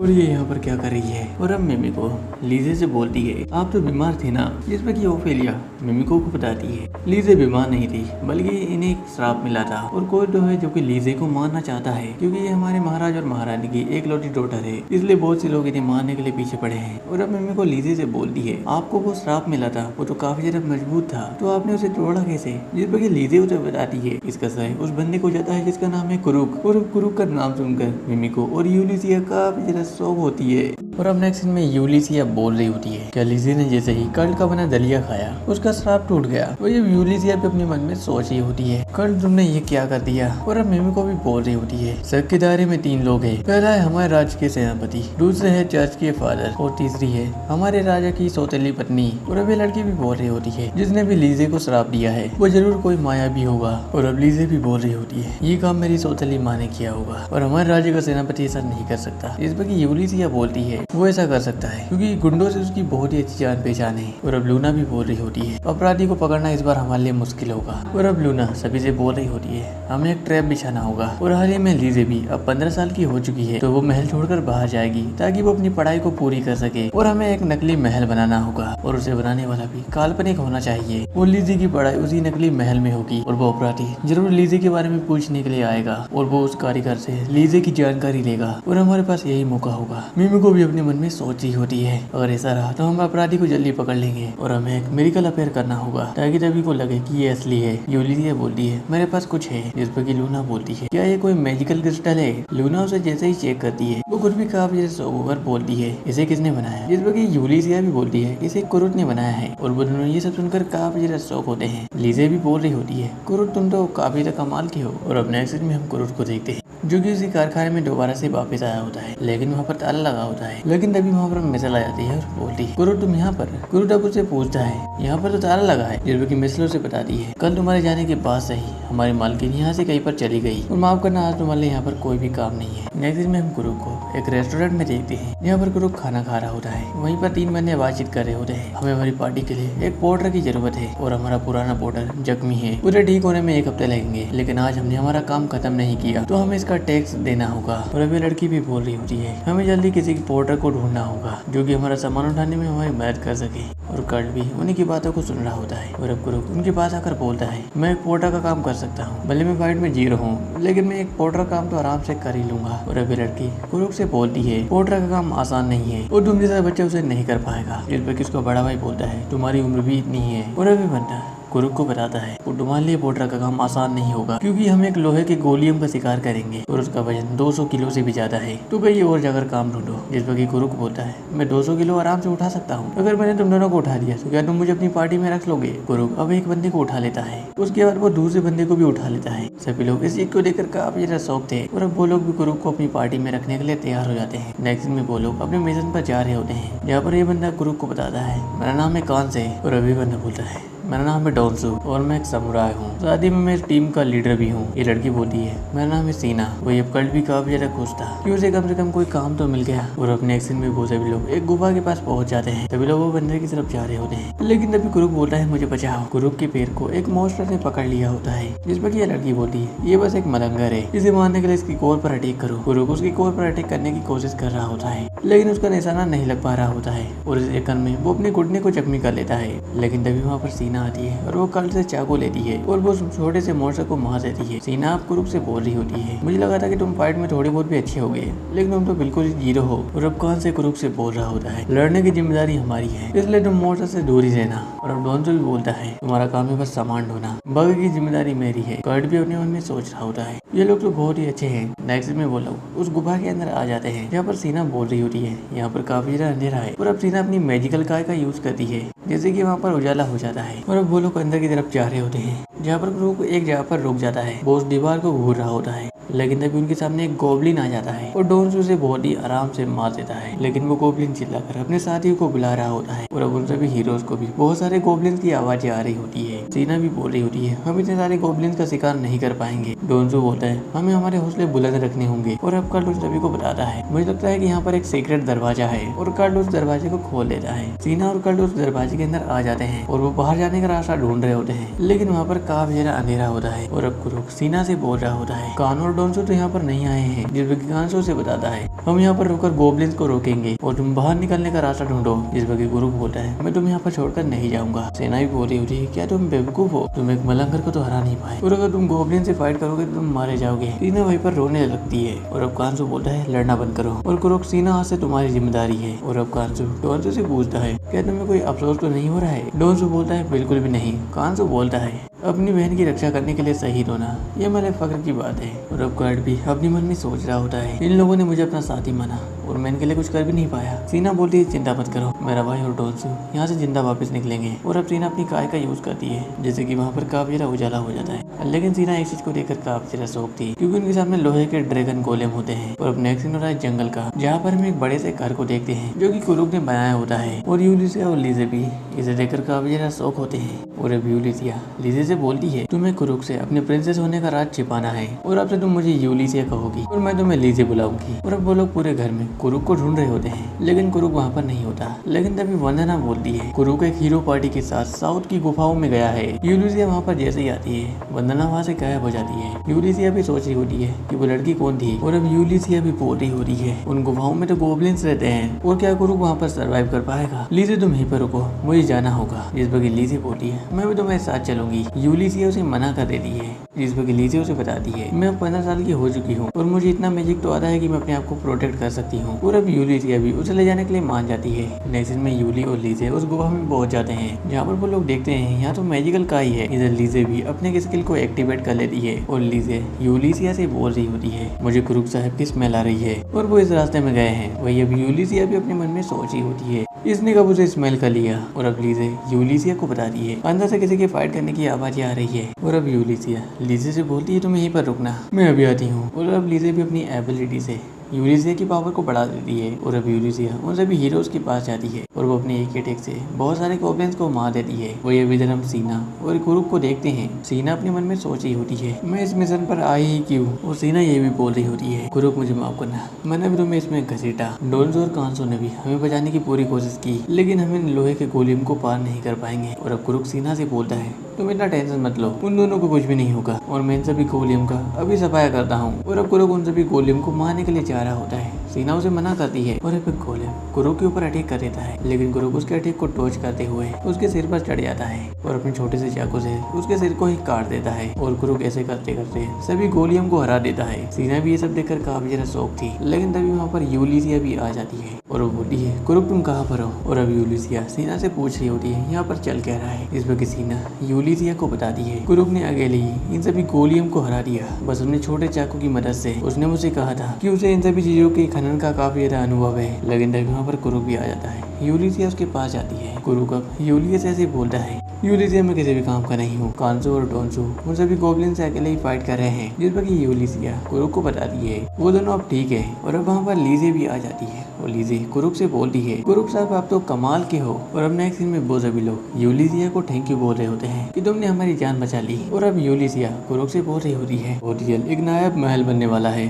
और वहाँ पर मैं भ्रमणकर्ता का काम करूंगी और क्या तुम मेरे साथ काम करना चाहोगे। कुरुक बोलता है अभी तो मैं फिलहाल इनके साथ काम कर रहा हूँ, जिस पर कि कांसो से बोलता है हमारी चिंता मत करो, ऐसे मौके बहुत कम आते हैं। और अब यूलिसिया उन सभी से भी बोलती है वहाँ पर और भी कुछ भ्रमणकर्ता की जरूरत है, क्या तुम सभी भी काम करना चाहोगे, जिस पर कि वो सभी लोग भी मान जाते हैं। और अब यूलिसिया कुरुक से भी बोलती है काम शुरू करने से पहले हमें तुम्हारे टैलेंट को चेक करना होगा। कुरुक भी अपने मन में सोच रहा होता है हाँ मैं यही तो करने वाला था। और अब नेक्स्ट सीन होता है हेलो वर्क का। और अब मिमिको कुरुक से बोल रही होती है मैंने यूलिसिया से तुम्हारे बारे में बहुत कुछ सुना था और मैं तुम्हें आमने सामने देखना चाहती थी और मैं तुम्हारे टैलेंट को चेक करूंगी। नेक्स्ट सीन में हम कांसो, डोंसो और सीना को देखते हैं। वहीं पर हम कुरुक और लीजे को भी देखते हैं जो कि सभी लोग काफी ज्यादा खुश थे और वो लोग पार्टी कर रहे थे। नेक्स्ट सीन में यूलिसिया मिमिको से पूछ रही होती है तुमने कुरुक से क्या कहा, जिस पर कि मिमिको बोलती है मैंने उसे कहा था कि तुम माइनिंग और रसोई में बी रैंक के हो और बाकी में सी रैंक के। यूलिसिया पूछती है असली नतीजे क्या है और मिमिको यूलिसिया को बता रही होती है हम जी रैंक से एसएस रैंक तक सभी की रैंक को माप सकते हैं, लेकिन हम कुरुक की रैंक को नहीं माप सके। इसका मतलब कुरुक ट्रिपल एस रैंक का है और उसकी सारी रैंक ट्रिपल एस रैंक की है। अच्छा हुआ कि उसकी टैलेंट को चेक करने वाली मैं थी, अगर ये बात यहाँ से बाहर निकल जाती तो काफी ज्यादा बुरा होता। लेकिन हम उन सभी के पीछे देखते हैं हीरो ने उन सभी की बात सुन ली होती है और अब मिमिको हीरो के पास आकर बोलती है तुम्हें पता चला कि कुरुक ट्रिपल एस रैंक का है। यूलिसिया बोलती है ये बात किसी को पता नहीं चलनी चाहिए। और अब हीरो भी बोल रही होती है मैंने कुछ भी नहीं सुना। नेक्स्ट में हम देखते हैं बहुत सभी लोग राजधानी की तरफ जा रहे होते हैं। कुरुक भी बोल रहा होता है इस घोड़े की स्पीड तो बहुत ही ज्यादा है। और अब लीजे कुरुक को बताती है ये सभी इंतजाम अद्भुत माहिर के अधिकार के लिए हुआ है। डोंसो भी बोलता है वहाँ के भ्रमण अधिकारी हम होंगे। कांसो अब यूलिसिया से पूछ रहा होता है क्या तुम हमें उस अधिकारी के बारे में कुछ बता सकती हो, इस वक्त यूलिसिया बहाना बनाने लगती है। और अब नेक्स्ट में बहुत सभी लोग कैपिटल पहुंच जाते हैं और वो अपनी प्लेस पर भी आ जाते हैं। यूलिसिया सभी को बता रही होती है आज से ये हमारा पैलेस होगा, जिस वक्त सभी लोग बोल रहे होते हैं यहाँ पर तो कोई भी पैलेस नहीं है और हमारा काम क्या है। और अब यूलिसिया कुरुक से पूछती है क्या तुम एक अद्भुत खाना बना सकती हो। और अब कुरुक बोलता है ये एक दिन में तो पॉसिबल नहीं है। सभी लोग भी बोल रहे होते हैं कुरुक इसे अकेला नहीं कर पाएगा, जिस पर कि कुरुक बोलता है मैं इसे 3 दिनों में पूरा कर लूंगा और मुझे कुछ सामान की भी जरूरत है। कुरुक वो सभी सामान यूलिसिया को बता देता है। यूलिसिया अब कुरुक से बोलती है अगर तुम्हें कोई भी जरूरत हो तो मुझे जरूर बताना। और अब यूलिसिया सभी को लेकर वहाँ से चली जाती है। लीजे बोलती है कुरुक साहब टाइम से खाना खाना। और अब यूलिसिया उन सभी को लेकर वहाँ से चली जाती है। नेक्स्ट में यूलिसिया उन सभी से बोल रही होती है मुझे तुम सभी से कुछ बातचीत करनी है। और अब सीना यूलिसिया से बोलती है क्या तुम गुफा के बाद सभी को बताने वाली हो। कांसो बोलता है क्या। और अब सीना सभी को बताती है वहाँ पर जो लोहे के ड्रैगन गोलियम थे उन्हें कुरुक ने हराया था और ये सब काम कुरुक ने अकेले ही किया था। उसने बस अपने एक छोटी सी चाकू से सभी गोलियम को हरा दिया। कांसो भी इस पर काफी ज्यादा शौक होता है। सीना यूलिसिया से बोलती है वैसा ये कुरुक है कौन और तुम दोनों कौन हो, हमें ये सब जानना है। जिस पर यूलिसिया बोलती है ठीक है। यूलिसिया उन सभी से बोलती है सबसे पहले मैं अपने बारे में सभी को बता रही हूँ, मैं कभी राजवंश की भ्रमण करता हुआ करती थी। ये सब सुनकर सभी लोग काफी ज्यादा शौक होते हैं। और अब लीजे भी अपने बारे में उन सभी को बता रही होती है कि मैं लीजे होमुरस हूँ। और लीजे अपना शाही निशान उन सभी को बताती है। सभी लोग भी काफी ज्यादा शौक होते हैं। लीजे उन सभी को बताती है कि मैं इस राज्य की तीसरी प्रिंसेस हूँ। और सभी लोग ये सब सुनकर काफी ज्यादा शौक थे। सीना बोल रही होती है क्या कुरुक भी कोई प्रिंस है क्या, जिस पर यूलिसिया बोलती है ये तो हमें भी नहीं पता, हम भी उसे ठीक से नहीं जानते। यूलिसिया उन सभी को ये भी बताती है कुरुक की फाइटिंग स्किल्स को छोड़कर बाकी सभी स्किल ट्रिपल एस रैंक की है। सभी लोग भी बोल रहे होते हैं ट्रिपल एस रैंक, इसके बारे में तो हमने कहानियों में सुना था। कांसो बोलता है गोलम को मारना ये तो एक फाइटिंग स्किल हुई ना, जिस पर कि यूलिसिया बोलती है हमें उसके बारे में अच्छे से कुछ भी नहीं पता है और हमने उसे यही बताया है कि वो बी और सी रैंक का है। सीना बोलती है आपने ऐसा क्यों किया, आप उसे धोखे में क्यों रख रहे हो। यूलिसिया हम सभी को ये भी बताती है यहाँ के अद्भुत माहिर और कोई नहीं बल्कि कुरुक है। और अब सीना यूलिसिया से बोलती है तुमने उसे सच्चाई क्यों नहीं बताई और तुम उसे धोखे में क्यों रख रही हो। यूलिसिया सीना को ये भी बताती है अगर हम कुरुक को ये सब बता भी दें तो उसे खुद भी इस चीज पर विश्वास नहीं होगा और अगर ये सभी चीजें आम जनता तक पहुंच जाएगी तो ये कुरुक के लिए अच्छा नहीं होगा।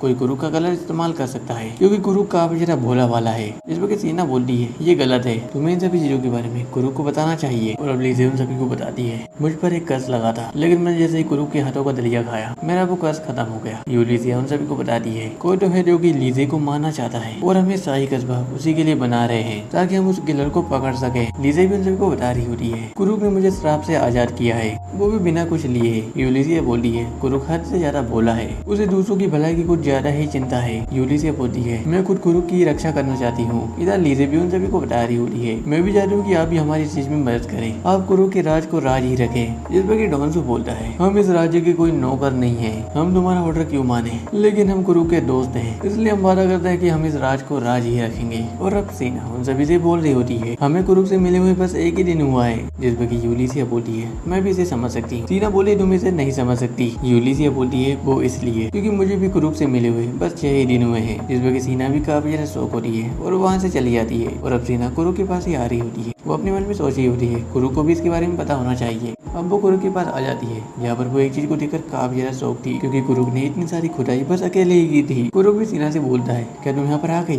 सीना कुरुक से पूछती है क्या तुमने ये खुदाई अकेले की।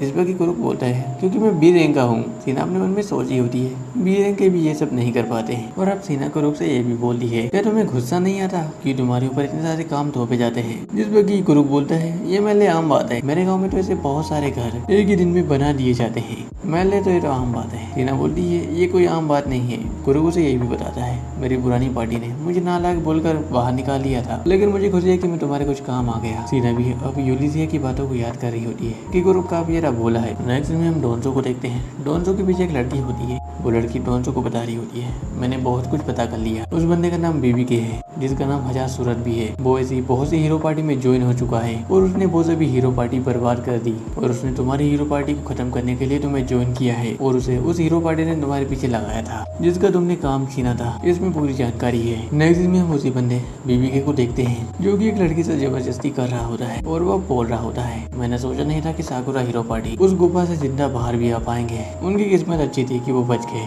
लेकिन अगली बार मैं उन्हें कुचल दूंगा। और अब वो लोग एक भ्रमणकर्ता बन चुके हैं जो कि राजकुमारी के लिए काम करते हैं। अगर मैं उन्हें मार दूं तो मैं अच्छा खासा कमा सकता हूँ। जिस पर कि एक बंदे की आवाज आती है और बंदा बोलता है अमीर बनने का ये रास्ता गलत है। जिस पर कि बीवी के बोलता है तुमने सही कहा। और वो बंदा अपने पीछे देखता है और वो काफी डर जाता है क्योंकि उसके पीछे डॉन्सो बैठा था। वो बंदा डॉन्सो को देखकर वहाँ से भागने लगता है। बीबी के वहाँ से भाग रहा होता है लेकिन उसका पैर एक रस्सी में आ जाता है और वो वहीं पर गिर जाता है। लेकिन तभी वहाँ पर डॉन्सो आता है और वो बीबी के से बोलता है तुम्हें जरूर उस गोबलिन वाली गुफा की जानकारी रही होगी तो तुमने मुझे बताया क्यों नहीं। जिस पर कि बीबी के बोलता है मुझे नहीं पता था। और अब डॉन्सो उसकी गर्दन पर अपनी तलवार रख देता है। बीबी के बोलता है हम तो दोस्त हैं और हम एक ही हीरो पार्टी में काम करते हैं। जिस पर कि डॉन्सो बोलता है मैं तुम्हें अपना दोस्त नहीं मानता और अगर मेरे आज के दोस्तों के आगे पीछे भटकते हुए अगर तुम मुझे दिखाई दिए तो मैं तुम्हें तुरंत ही काट दूंगा। और वो बंदा भी वहाँ से भाग जाता है। वहीं पर हम एक साइड वाली गली में वंदना को भी देखते हैं। वंदना अपने मन में सोच रही होती है मैं चाहती थी कि वो इसे मार दे, नहीं तो ये कोई और प्रॉब्लम खड़ी कर देता। लेकिन तभी उसके पास एक कबूतर आता है एक चिट्ठी लेकर। वंदना उस चिट्ठी को पढ़ रही होती है। वंदना बोलती है मुझे मारलिपिस पर तरस आता है और अब सर मुझे निकलना होगा कुरुक के गाँव। नेक्स्ट में हम डॉन्सो और कांसो को देखते हैं। वो लोग बोल रहे होते हैं मैं कोई सपना तो नहीं देख रहा। और अब उन सभी के सामने एक बड़े से पैलेस को देखते हैं। डॉन्सो बोल रहा होता है आज से 3 दिन पहले तो यहाँ पर कुछ भी नहीं था। इधर सीना भी बोल रही होती है इस पेड़ में तो मीठे मीठे फल लगे हैं। यूलिसिया भी बोल रही होती है इसमें इतनी जल्दी फल कैसे आ गए। इधर लीजे भी बोल रही होती है आज से मेरा और कुरुक का मोहब्बत खाना होगा। यूलिसिया बोलती है ये एक शाही खाना है। और अब वो लोग उस पैलेस के अंदर जाते हैं जहाँ पर कुरुक भी उनसे बोलता है क्या तुम लोग यहाँ पर आ गए, माफ करना मैं तुम्हारे स्वागत की तैयारी नहीं कर पाया। और अब कुरुक उन सभी को पूरे पैलेस को बता रहा होता है ये है एंटर डोर और ये है 2 मंजिला तहखाना और पूरी हवेली को पानी यहाँ से जाएगा। वो सभी लोग बोले होते हैं तुमने इतना सब कैसे बनाया। यूलिसिया बोलती है ये उपकरण कैसा है। जिस पर कुरुक यूलिसिया को बताता है मैंने तुमसे जो चीजें मंगाई थी उन सभी से मैंने मैजिक क्रिस्टल बनाए और वो सभी पानी के इंजन को चलाते हैं और मैंने ऐसे कुछ मैजिक क्रिस्टल का यूज किया है जिससे कि इस पूरे महल में लाइट बनी रहेगी और 1 साल से पहले ये सभी लाइट खत्म नहीं होगी और ये तुम सभी के लिए कमरे हैं। यूलिसिया अब कर्ज से बोल रही होती है क्या तुम बेड भी बनाते हो। जिस पर कुरुक बोलता है हाँ मैंने इसके लिए ग्रिफन के पंखों का यूज किया और इस अद्भुत खाने में अद्भुत माहिर रहेंगे। तो यूलिसिया वैसे तुमने मुझे बताया नहीं कि वो यहाँ पर कब आएंगे। यूलिसिया कर्ट को बताती है उन्हें कुछ जरूरी काम आ गया है इसलिए उन्हें यहाँ आने में कुछ दिन और लगेंगे। यूलिसिया अब कुरुक से पूछती है वैसे तुम्हारा कमरा कौन सा है। जिस पर कुरुक उसे बताता है मेरा काम यहाँ पर सिर्फ साफ सफाई करना है, तो मैं रसोई में फर्श पर सो जाऊंगा। जिस पर सभी लोग बोलते हैं बिल्कुल भी नहीं। यूलिसिया अब कर्ट से बोल रही होती है तुम चाहो तो इसी कमरे में सो सकते हो, अद्भुत माहिर को आने में अभी कुछ दिन और लगेंगे इसलिए तुम यहीं पर सो जाना। और नेक्स्ट दिन में फाइनली कुरुक भी अब मान जाता है। यूलिसिया हमें बता रही होती है इसे बनाने में हमें 2 घंटे लग गए और अब यूलिसिया कुरुक से पूछती है क्या तुम शराब प्रोडक्ट गहरा बना सकते हो, जिस पर कि कर्ट बोलता है ये थोड़ा सा मुश्किल है, जिस पर कि यूलिसिया बोलती है कोई बात नहीं। नेक्स्ट में यूलिसिया बता रही होती है शराब को रोकने के लिए मैं उन चीजों का यूज करूंगी जो कि मुझे मिमिको ने दी थी। यूलिसिया उन सभी दीवारों पर कुछ चिपका रही होती है और अब यूलिसिया इन सभी कागज के पन्नों को लीजे के कमरे के बाहर भी लगा रही होती है, लेकिन अभी लीजे दरवाजा खोल देती है और बोलती है कुरुक साहब आप आ गए। यूलिसिया उसे पूछती है तुम अभी सोई नहीं, वो तुम ये क्या कर रही थी। और अब लीजे यूलिसिया से बोल रही होती है मैं चाहती कि कुरुक साहब मेरे कमरे में आए और वो मेरे बिस्तर में घुस जाए। इस पर की यूलिसिया राजकुमारी से बोल रही होती है तुमने ये सभी चीजें कहाँ से सीखी राजकुमारी। इस पर की राजकुमारी यूलिसिया से बोलती है क्या तुम मुझसे जलन हो रही है, जिस पर की यूलिसिया बोलती है ऐसा नहीं है, लेकिन कुरुक का जरा भोला वाला है इससे दूर रहो। नेक्स्ट में कुरुक खाना बना रहा होता है, लेकिन अभी लीजे से बोलती है कुरुक साहब मैं कौन सी थाली लेकर जाऊँ, लेकिन अभी यूलिसिया लीजे से बोलती है तुमने एक ऐसा आउटफिट पहना है, जिस पर की लीजे बोलती है तुम कुछ ज्यादा ही चिल्ला रही हो यूली, लेकिन अभी वहाँ पर सीना भी आ जाती है। सीना बोलती है मुझे खाने की अच्छी खुशबू आ रही है। नेक्स्ट में बहुत सभी लोग कल्ट का बनाया हुआ खाना खा रहे होते हैं और कल्ट का बनाया हुआ खाना उन सभी को काफी ज्यादा पसंद आता है, लेकिन तभी यूलिसिया उन सभी से पूछती है वैसे कल्ट कहाँ पर गया है, जिस पर की लीजे उसे बताती है वो एक फौजी का कपड़ा लेकर साफ सफाई के लिए गया है। उसने कहा था कि पूरे महल में किसी ने बहुत सारी लकीरें बना दी है, जिस पर की यूलिसिया काफी ज्यादा शौक हो जाती है और वो वहाँ कर कहीं पर जा रही होती है। यूलिसिया अपने मन में सोच रही होती है क्या वो शराब प्रोडक्ट को तो नहीं मिटा रहा, लेकिन मिमिको ने मुझसे कहा था कि उन्हें मिटाया नहीं जा सकता। इधर हम कुरुक को देखते हैं जो कि उन्हें शराब प्रोडक्ट को मिटा रहा होता है। कुरुक अब यूलिसिया से बोलता है ऐसी बहुत सारी लकीरें पूरे महल में थी और लीजे के कमरे के बाहर तो बहुत सारी थी, लेकिन ये आखिर मैंने इन्हें खत्म कर दिया है। जिस पर की यूलिसिया भी काफी ज्यादा शौक हो जाती है। कर्ट अब यूलिसिया से पूछता है क्या कुछ हुआ है क्या, जिस पर की यूलिसिया बोलती है कुछ भी नहीं। और अब यूलिसिया अपने मन में सोच रही होती है मेरे पास और शराब प्रोडक्ट यंत्र नहीं है और मैं इसे कैसे बताऊं कि लीजे की जान को खतरा है और मिमिको को भी आने में यहाँ पर काफी ज्यादा टाइम लगेगा, क्या मैं लीजे को प्रोटेक्ट कर पाऊंगी।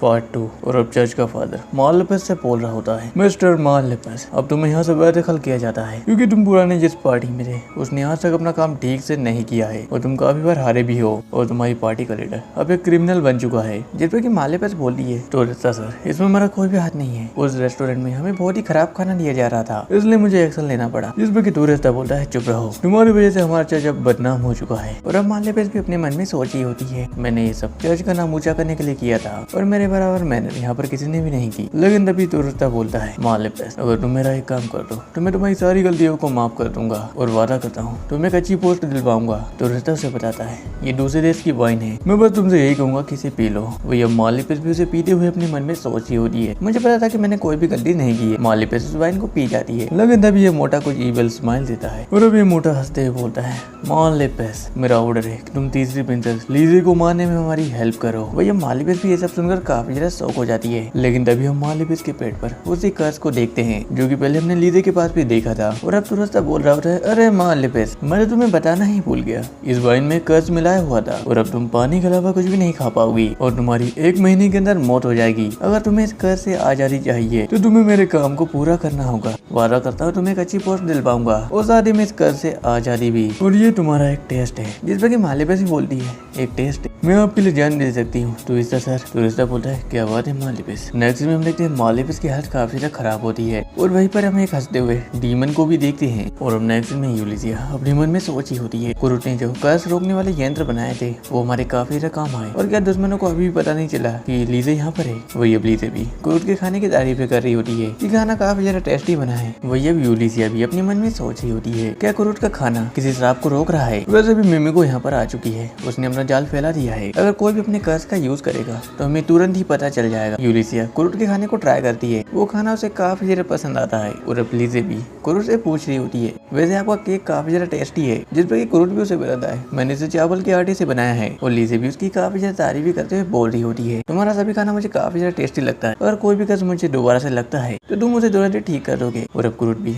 लीजे को बता रहा होता है अब आपको किसी भी कर्ज से डरने की जरूरत नहीं है, इस पर वो दोनों ही काफी ज्यादा शौक होते हैं। और अब यूलिसिया भी कुरुट से पूछती है तुमने तो कहा था कि तुम शराब प्रोडक्ट घेरा नहीं बना सकते, जिस पर कुरुट भी उसे हाँ बोलता है हाँ यहाँ पर शराब प्रोडक्ट घेरा बनाना मुश्किल है। वही अब नेक्स्ट सीन में एक बंदा बोल रहा होता है अगर तुम ये नहीं कर पाए तो तुम्हारी सजा मौत होगी। ये बंदा भी बोल रहा होता है शराब को तैयार करने में काफी ज्यादा टाइम लगा दिया और अब मैं लीजे को सीधे ही मौत का शराब देने वाला हूँ, वो अपने मैजिक का यूज करता है। नेक्स्ट सीन में कुरुट यूलिसिया और लीजे को बता रहा होता है दरअसल मैंने इस हवेली को शराब प्रोडक्ट बनाया है जिससे कि यहाँ पर कोई भी शराब नहीं आ सकता, वैसे मैं इस हवेली के अंदर एक और शराब प्रोडक्ट घेरा नहीं बना सकता और ये शराब थोड़ा सा अलग है। नेक्स्ट सीन में हम देखते हैं इस बंदी का शराब घूम फिर के इसी के पास आ जाता आता है और अब कुरुक बोल रहा होता है ये श्राप प्रोडक्ट घेरा इस तरीके से काम करता है, जो भी लीजे को श्राप लेने की कोशिश करेगा वो श्राप रिफ्लेक्ट होकर उसी के पास चला जाएगा। और अब यूलिसिया भी अपने मन में सोच रही होती है मुझे मिमिको और ओफिलिया को ये सब बताना होगा। और अब यूलिसिया वहाँ से चली जाती है और अब कुरुक लीजे से बोल रहा होता है हमें शॉपिंग पर चलना चाहिए, क्योंकि अब जब से इस महल में आई है आप यहाँ से बाहर नहीं निकली है। जिस पर लीजे से मना कर देती है कि अभी नहीं। नेक्स्ट में हम दो बंदों को देखते हैं।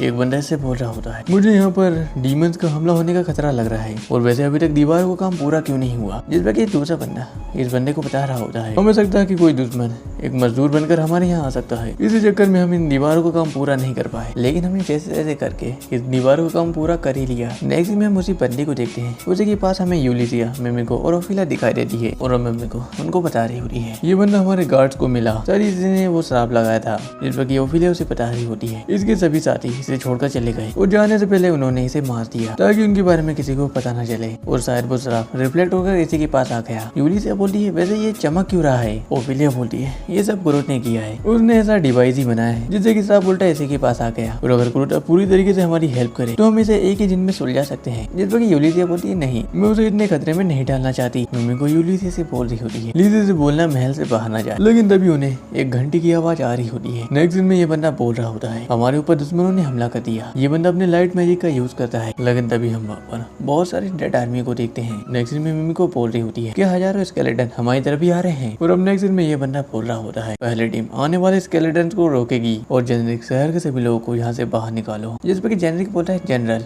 मैं आपके साथ मिलकर फाइट करूंगा। जिस पर जनरल से बताता है क्या तुम बेवकूफ हो, अगर किसी और दुश्मन ने हमारे ऊपर हमला कर दिया तो हम क्या करेंगे, इसलिए जाओ और सिटी के लोगों को बचाओ। नेक्स्ट में मिमिको के पास एक बंदा आता है जो कि उसे एक मैसेज देता है। मिमिको उस मैसेज को पढ़ रही होती है। वही हम नेक्स्ट में इन सभी स्केलेटन को देखते हैं जो कि उस दीवार से टकराकर गायब हो रहे होते हैं। जेनरिक और जनरल भी इसे देखकर काफी ज्यादा शौक थे। नेक्स्ट में मिमिको बोल रही होती है क्या वो सभी स्केलेटन पश्चिमी दीवार से टकराकर वहाँ से गायब हो रहे हैं। यूलिसिया भी इसे देखकर काफी ज्यादा शौक थी। वो अपनी पास्ट की चीजों को याद कर रही होती है जहाँ पर हीरो ने उसे बताया था कुरुट ने पूर्व और पश्चिम दोनों दीवारों की मरम्मत कर दी थी। और अब जेनरिक भी जनरल से पूछ रहा होता है वैसे इस दीवार का चक्कर क्या है। जनरल भी इसे देखकर काफी ज्यादा शौक था। वो अपने मन में सोच रहा होता है क्या ये सब उस बच्चे ने तो नहीं किया। नेक्स्ट में हम मालेपस को देखते हैं जिसकी हालत काफी ज्यादा खराब हो रखी थी और अब ये डीमन मालेपस से बोल रहा होता है इतनी जल्दी मरना मत, हमारा पहला अटैक तो फेल हो गया लेकिन दूसरे अटैक में हम तुम्हारे मैजिक का यूज करेंगे। वही अब मालेपस भी अपने मन में सोच रही होती है वो हरामखोर चर्च का फादर जिसने की एक डीमन से समझौता किया और वो थर्ड प्रिंसेस लिजी को मारना चाहता है। ये डीमन भी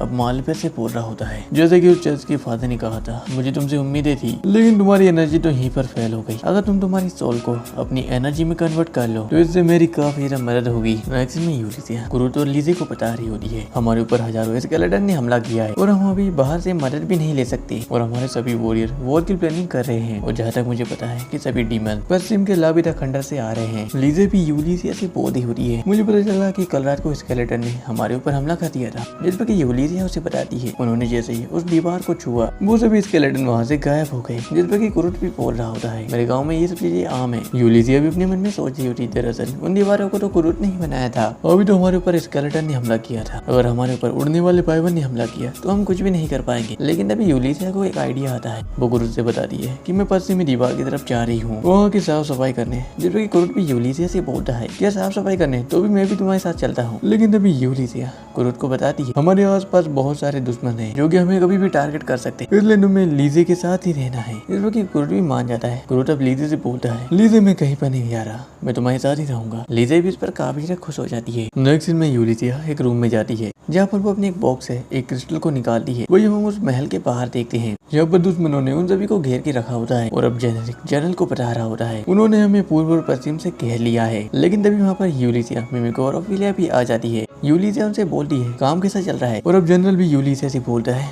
यूलिसिया मैंने सुना है कि तुम शाही खाने से जुड़ चुकी हो, वैसे तुम्हारे साथ ये दोनों कौन है। यूलिसिया दोनों को बताती है इनका नाम मिमिको और ओफिलिया है जो कि शाही दरबार में काम करते हैं। जनरल बोलता है ये तो वही है जिन्होंने महाराज से सिफारिश की थी इस महल को बनाने के लिए। यूलिसिया अब जनरल को बताती है वैसे मैं आपको बता दूं लीजे यहीं यहीं पर है। जिस पर जनरल बोलता है तो फिर मुझे अपने सैनिकों को उसे प्रोटेक्ट करने के लिए भेजना होगा। मिमी को बता दी इसकी जरूरत नहीं है, मेरे खुफिया सैनिक उसकी रक्षा कर रहे हैं। और अब यूलिसिया ने उनको बता दी है। तो फिर अब हम काम की बात करें। यूलिसिया जनरल को बता रही होती है अगर तुम इन सभी स्केलेटन को रोक के रखो तो मैं पश्चिम के उस एरिया को तबाह कर दूंगी जहाँ से ये सभी स्केलेटन बनकर आ रहे हैं। जनरल उसे बताता है ये तुम्हारे लिए आसान नहीं होगा। जिस पर ओफिलिया उसे बता दी है ये इतना मुश्किल भी नहीं है और ये सब हम इस मैजिक क्रिस्टल की हेल्प से करेंगे। अब जनरल बोलता है ये तो बहुत ही आम मैजिक क्रिस्टल लगता है। ओफिलिया उसे बताती है इससे काम हो जाएगा। जनरल बोलता है लेकिन मेरी एक शर्त है, यूलिसिया के साथ मैं भी जाऊंगा। जनरल तुम यहाँ रहकर इन सभी स्केलेटन को रोकोगी। जनरल उसे बताता है वहाँ पर खतरा होगा, आपके जगह पर मैं जाता हूँ। इस वक्त जनरल उसे बताता है तुम यहीं पर रहकर इन सभी की लीडरशिप करोगे और उन सभी स्केलेटन को रोकोगे। मैं वहाँ जाकर दुश्मन के एरिया को तबाह करूंगा। इसके लिए मुझे ओफिलिया और मिमी को तुम्हारी भी हेल्प की जरूरत है। इस वक्त मिमी को भी हाँ बोलती है और अब वो सभी अपने मिशन पर लग जाते हैं। जनरल अब जेनरिक से बोल रहा होता है मायूस मत हो, लेकिन मेरा डिसीजन नहीं बदलेगा। और अब जेनरिक वहाँ से जाकर 2 गिलास में पानी ले आता है और वो जनरल से बोलता है। जनरल अब बोल रहा होता है इनसे तो काफी अच्छी खुशबू आ रही है। जेनरिक बोलता है क्योंकि इसमें पानी है। जेनरिक उसे बताता है हमें अलविदा बोलने से पहले इस पानी को पीना चाहिए, लेकिन हमेशा नहीं करेंगे क्योंकि ये जंग कैसी भी हो हम वहाँ से जिंदा बचकर वापस लौटेंगे। ये हमारा आखिरी अलविदा नहीं होगा, हम यहाँ पर दोबारा से आएंगे और इसी जाम को दोबारा से पियेंगे। नए सीन में क्रूज एक तलवार को बना रहा होता है। वो अपने मन में सोच रहा होता है क्या मैं इस तलवार को बना भी पाऊंगा। और अब नेक्स्ट सीन होता है महल के उस मेन गेट का जहाँ पर हम बहुत सारे स्केलेटन को देखते हैं। वहीं पर हम जनरल और यूलिसिया को भी देखते हैं और अब यूलिसिया उन सभी को बता रही होती है जैसे मैं इस क्रिस्टल को फेंक दूं अपनी आंखें बंद कर लेना। यूलिसिया उस क्रिस्टल को फेंक देती है जो कि उस स्केलेटन की खोपड़ी में जाकर घुस जाता है और अब वो क्रिस्टल एक्टिवेट होता है, लेकिन तभी वहाँ से सभी स्केलेटन गायब हो जाते हैं। यूलिसिया भी इसे देखकर काफी ज्यादा शौक थी। जनरल भी बोल रहा होता है इसने काम किया। वही हम ऊपर ओफिलिया और मिमिको को भी देखते हैं। ओफिलिया बोल रही होती है कि इसने सोचा था कि ये क्रिस्टल इस तरीके से काम करेगा। मिमिको से बता रही होती है ये क्रिस्टल सभी स्केलेटन की आत्मा को मुक्त कर देगा। और अब यूलिसिया और वो सभी लोग अपने मिशन पर निकल जाते हैं। नेक्स्ट सीन में हम क्रूज को देखते हैं जो कि उस तलवार की धार को बना रहा होता है। वो अपने मन में सोच रहा होता है मेरे दादाजी ने सही कहा था,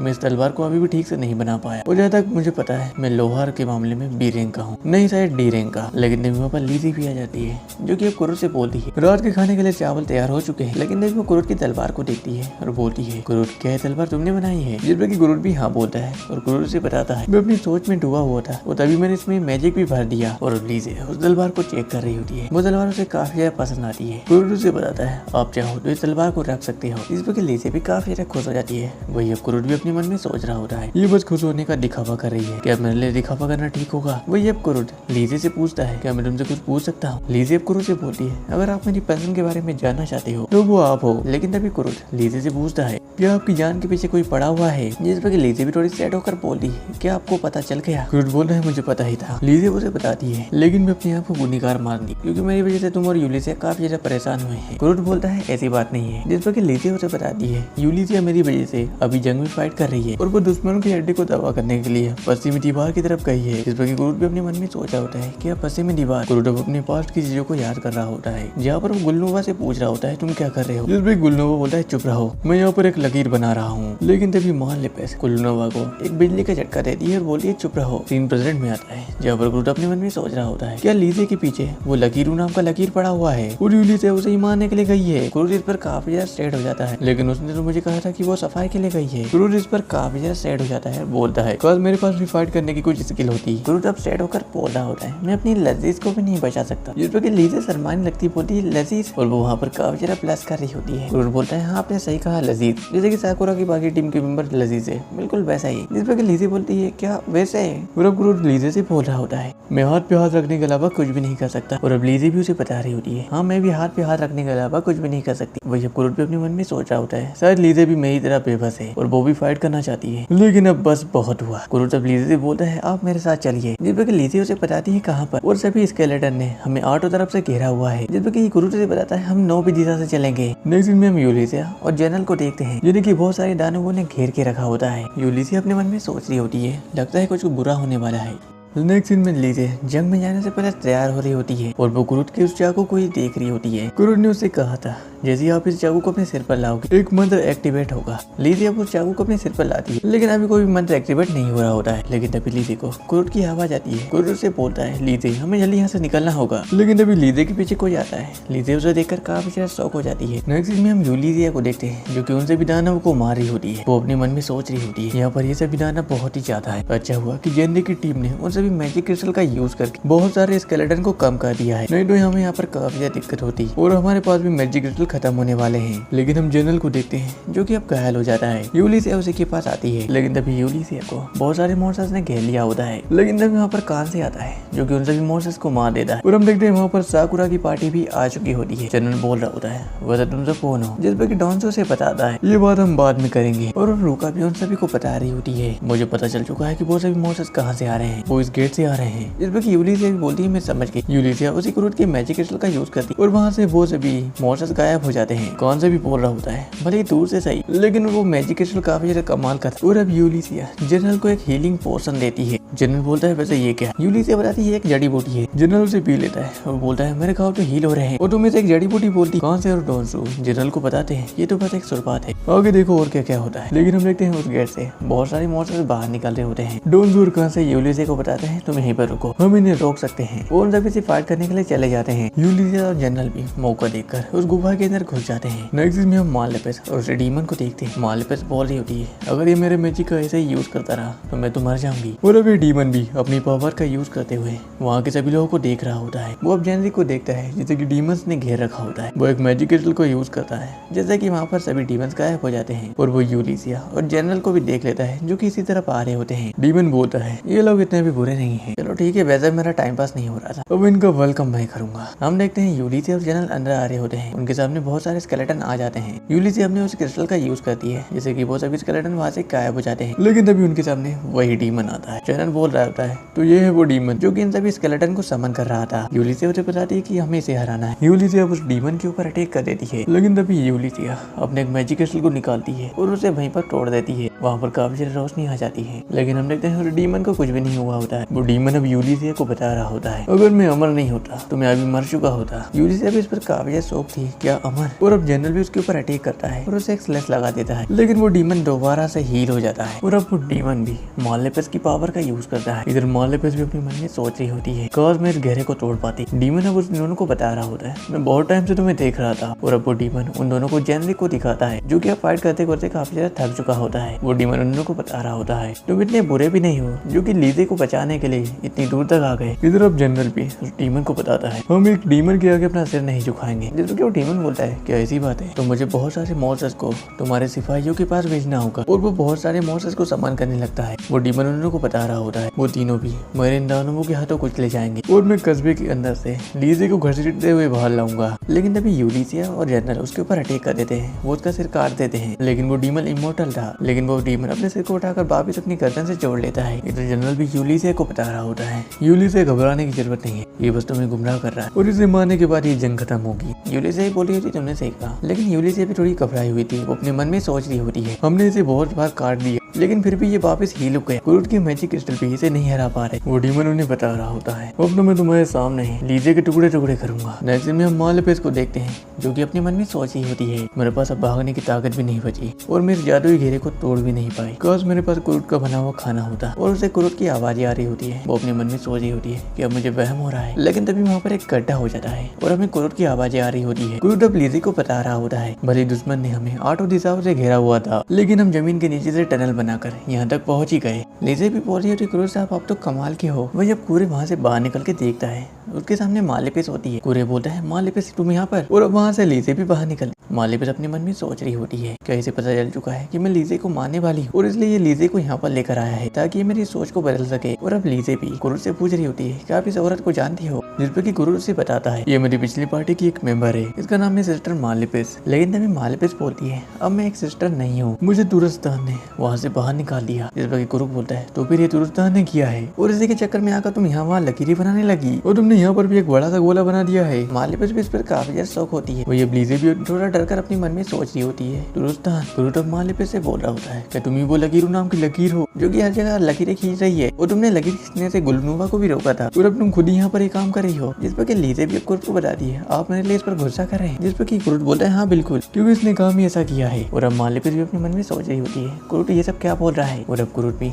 मालिपिस से बोल रहा है वैसे यूलिसिया कहाँ पर है, उसे तब तक आ जाना चाहिए था। और अब मालिपिस अपने मन में सोचती है क्या वो भ्रमण करता। मालिपिस अब कुरुट को बताती है वो इससे ऊपर वाली मंजिल पर है। कुरुट अब लीजे से बोल रहा होता है मैं यूलिसिया के पास जा रहा हूँ, जिस पर लीजे उसे बताती है तुम यहीं पर रुको, मैं लीजे के पास जाती हूँ, और तब तक आप इस लकीर को यहाँ से मिटा दीजिए क्योंकि हम जिस लकीर को ढूंढ रहे थे वो यहाँ पर है। कुरुट उसे बोलता है लेकिन आपकी जान को खतरा है, लेकिन तभी लीजे उसे उसका चाकू दिखाती है, जिसे देखकर अब कुरुट भी मान जाता है। और अब कुरुट भी मालिपिस से बोल रहा होता है चलो तो मालिपिस मैं यहाँ की साफ सफाई कर देता हूँ। मालिपिस भी अपने मन में सोच रही होती है क्या ये बेवकूफ है, ये इस जादू घेरे को कैसे मिटा सकता है। और अब कुरुट भी अपना झाड़ू उस घेरे पर लगाता है जैसे कि वो घेरा साफ होने लगता है। मालिपिस भी इस पर काफी ज्यादा शौक थी, इसने एक नॉर्मल झाड़ू से इस घेरे को मिटा दिया। नेक्स्ट में हम उस डीमन को देखते हैं जैसे कि पता चल चुका था कि वो घेरा टूट चुका है, वो इस पर काफी ज्यादा शौक हो जाता है। और तभी यूलिसिया और जनरल भी उसके ऊपर अटैक कर देते हैं, लेकिन वो डीमन वहाँ से गायब हो जाता है। यूलिसिया और जनरल बोल रहे होते हैं उसने हमें जख्मा दिए, वही अब डीमन भी बोल रहा होता है सब कुछ बर्बाद हो गया। और अब यूलिसिया बोल रही होती है अब तुम अपने जख्मों को हील नहीं कर पा रहे, लेकिन तभी वहाँ पर लीजे भी आ जाती है। यूलिसिया भी लीजे को वहाँ पर देखकर काफी ज्यादा शौक थे, ये डीमन भी लीजे को देख लेता है। यूलिसिया अब लीजे की तरफ जा रही होती है, लेकिन तभी ये डीमन लीजे के ऊपर अटैक कर देता है और उसकी ब्लड लीजे के पेट में घुस जाती है। यूलिसिया भी इस पर काफी ज्यादा शौक हो जाती है। और अब डीमन भी काफी ज्यादा हंसते हुए बोल रहा होता है प्रिंसेस अगर तुम अपने महल में रहती तो शायद कुछ और दिन जिंदा रह पाती, लेकिन प्रिंसेस तो काफी ज्यादा बेवकूफ निकली। लेकिन तभी हमें लीजे की आवाज आती है और लीजे बोल रही होती है बेवकूफ मैं नहीं तुम हो। हम देखते हैं लीजे की डेड बॉडी वहाँ से गायब हो जाती है और वो यूलिसिया के पीछे आ जाती है। यूलिसिया बोल रही होती है लीजे क्या तुम ठीक हो। इधर से डीमन भी बोल रहा होता है ये नहीं हो सकता, तुम्हारी स्मेल और बॉडी तो वहाँ पर है। लेकिन तभी लीजे उस डीमन को बताती है ये हमारे अद्भुत माहिर की इस स्पेशल ब्लेड से हुआ था, ये ब्लेड इल्यूजन पैदा कर सकती है। और अब लीजे अपने पास्ट के बारे में याद कर रही होती है जहाँ पर उसने पहली बार इस तलवार का यूज किया था और उसे पता चल चुका था कि वो इस तलवार की हेल्प से अपने बहुत सारे डुप्लीकेट बना सकती है। अब वो डीमन लीजे के ऊपर अटैक कर देता है, लेकिन वो भी लीजे का बस एक इल्यूजन था। लीजे अब उसे बता रही होती है तुमने कहा था कि हम क्रिस्टल का यूज नहीं कर सकते, और अब लीजे उसे क्रिस्टल को वहीं पर तोड़ देती है जिससे कि वहाँ पर काफी ज्यादा रोशनी निकलती है। वो डीमन भी वहीं पर खत्म हो जाता है। नेक्स्ट में हम कुरुट को देखते हैं जो कि बोल रहा होता है ये किसी के चिल्लाने की आवाज थी। इधर अब मालिपिस भी अपने मन में सोच रही होती है ये इम्पॉसिबल है, क्या उन्होंने उस डीमन को हरा दिया और अब उसके समनिंग क्रिएचर भी अब गायब हो जाएंगे। इधर हम देखते हैं उस डीमन के सभी समनिंग क्रिएचर जो कि अब गायब हो रहे होते हैं। इधर ओफिलिया भी बोल रही होती है हम कामयाब रहे। और हम नेक्स्ट में यूलिसिया लीजे के ऊपर गुस्सा करते हुए बोल रही होती है वैसे तुम यहाँ पर क्यों आए, तुम्हारी जान को खतरा है। इस पर लीजे भी डरते हुए उससे सॉरी बोलती है, लेकिन तभी यूलिसिया भी अपने गुस्से को शांत करते हुए लीजे से बोलती है इसमें डरने जैसी कोई बात नहीं है क्योंकि तुम्हारी वजह से ही हम जिंदा बच पाए। जनरल भी इस पर हाँ बोलता है। ये जनरल बोलता है हम आपके एहसानमंद रहेंगे। लीजे भी उन्हें बताती है इसमें एहसान वाली कोई बात नहीं है, मैं आपके सभी जख्मों को देखकर बता सकती हूँ कि आप मेरे लिए और इस राज्य के लिए कितने ज्यादा फाइट कर रहे थे। मैं वादा करती हूँ मैं तुम्हें इसका इनाम जरूर दूंगी। इस पर जनरल बोलता है ये तो हमारा फर्ज था, लेकिन अगर आप इनाम देना ही चाहती है तो मैं अपने दोस्तों के साथ वाइन पीना चाहूंगा। लीजे भी इस पर मान जाती है। नेक्स्ट दिन में मालिपिस बोल रही होती है मैजिकल सर्कल तो खत्म हो गया, लेकिन मैं शराब से आजाद नहीं हो पाई और मैं शायद भूख की वजह से ही मर जाऊंगी। लेकिन तभी कुरुट मालिपिस को कुछ खाने के लिए देता है। कुरुट मालिपिस को बताता है मैं अपने साथ खाने की चीज भी लेकर आया हूँ। भैया मालिपिस भी अपने मन में सोच रही होती है अगर मैंने इस खाने को खा लिया तो मैं मर जाऊंगी, लेकिन मरने से पहले मैं कुरी का खाना खाना चाहती थी। और अब मालिपिस भी उस खाने को खाने लगती है, लेकिन वो एक चीज को देखकर काफी ज्यादा शौक थी मैं इस खाने को खा पा रही हूँ। लेकिन तभी मालिपिस का शराब भी अब खत्म हो जाता है। भैया मालिपिस को भी रियलाइज हो चुका था कि शुरू से कुरुट ही था जो कि हमारा ख्याल रख रहा था और उसी की पावर्स की वजह से हम बचे हुए थे, और जो हम बड़े बड़े मॉन्स्टर्स का शिकार करते थे वो भी कुरुट की मैजिकल एनर्जी की वजह से हो पाया था। मालिपिस वहीं पर रोने लगती है और अब मालिपिस भी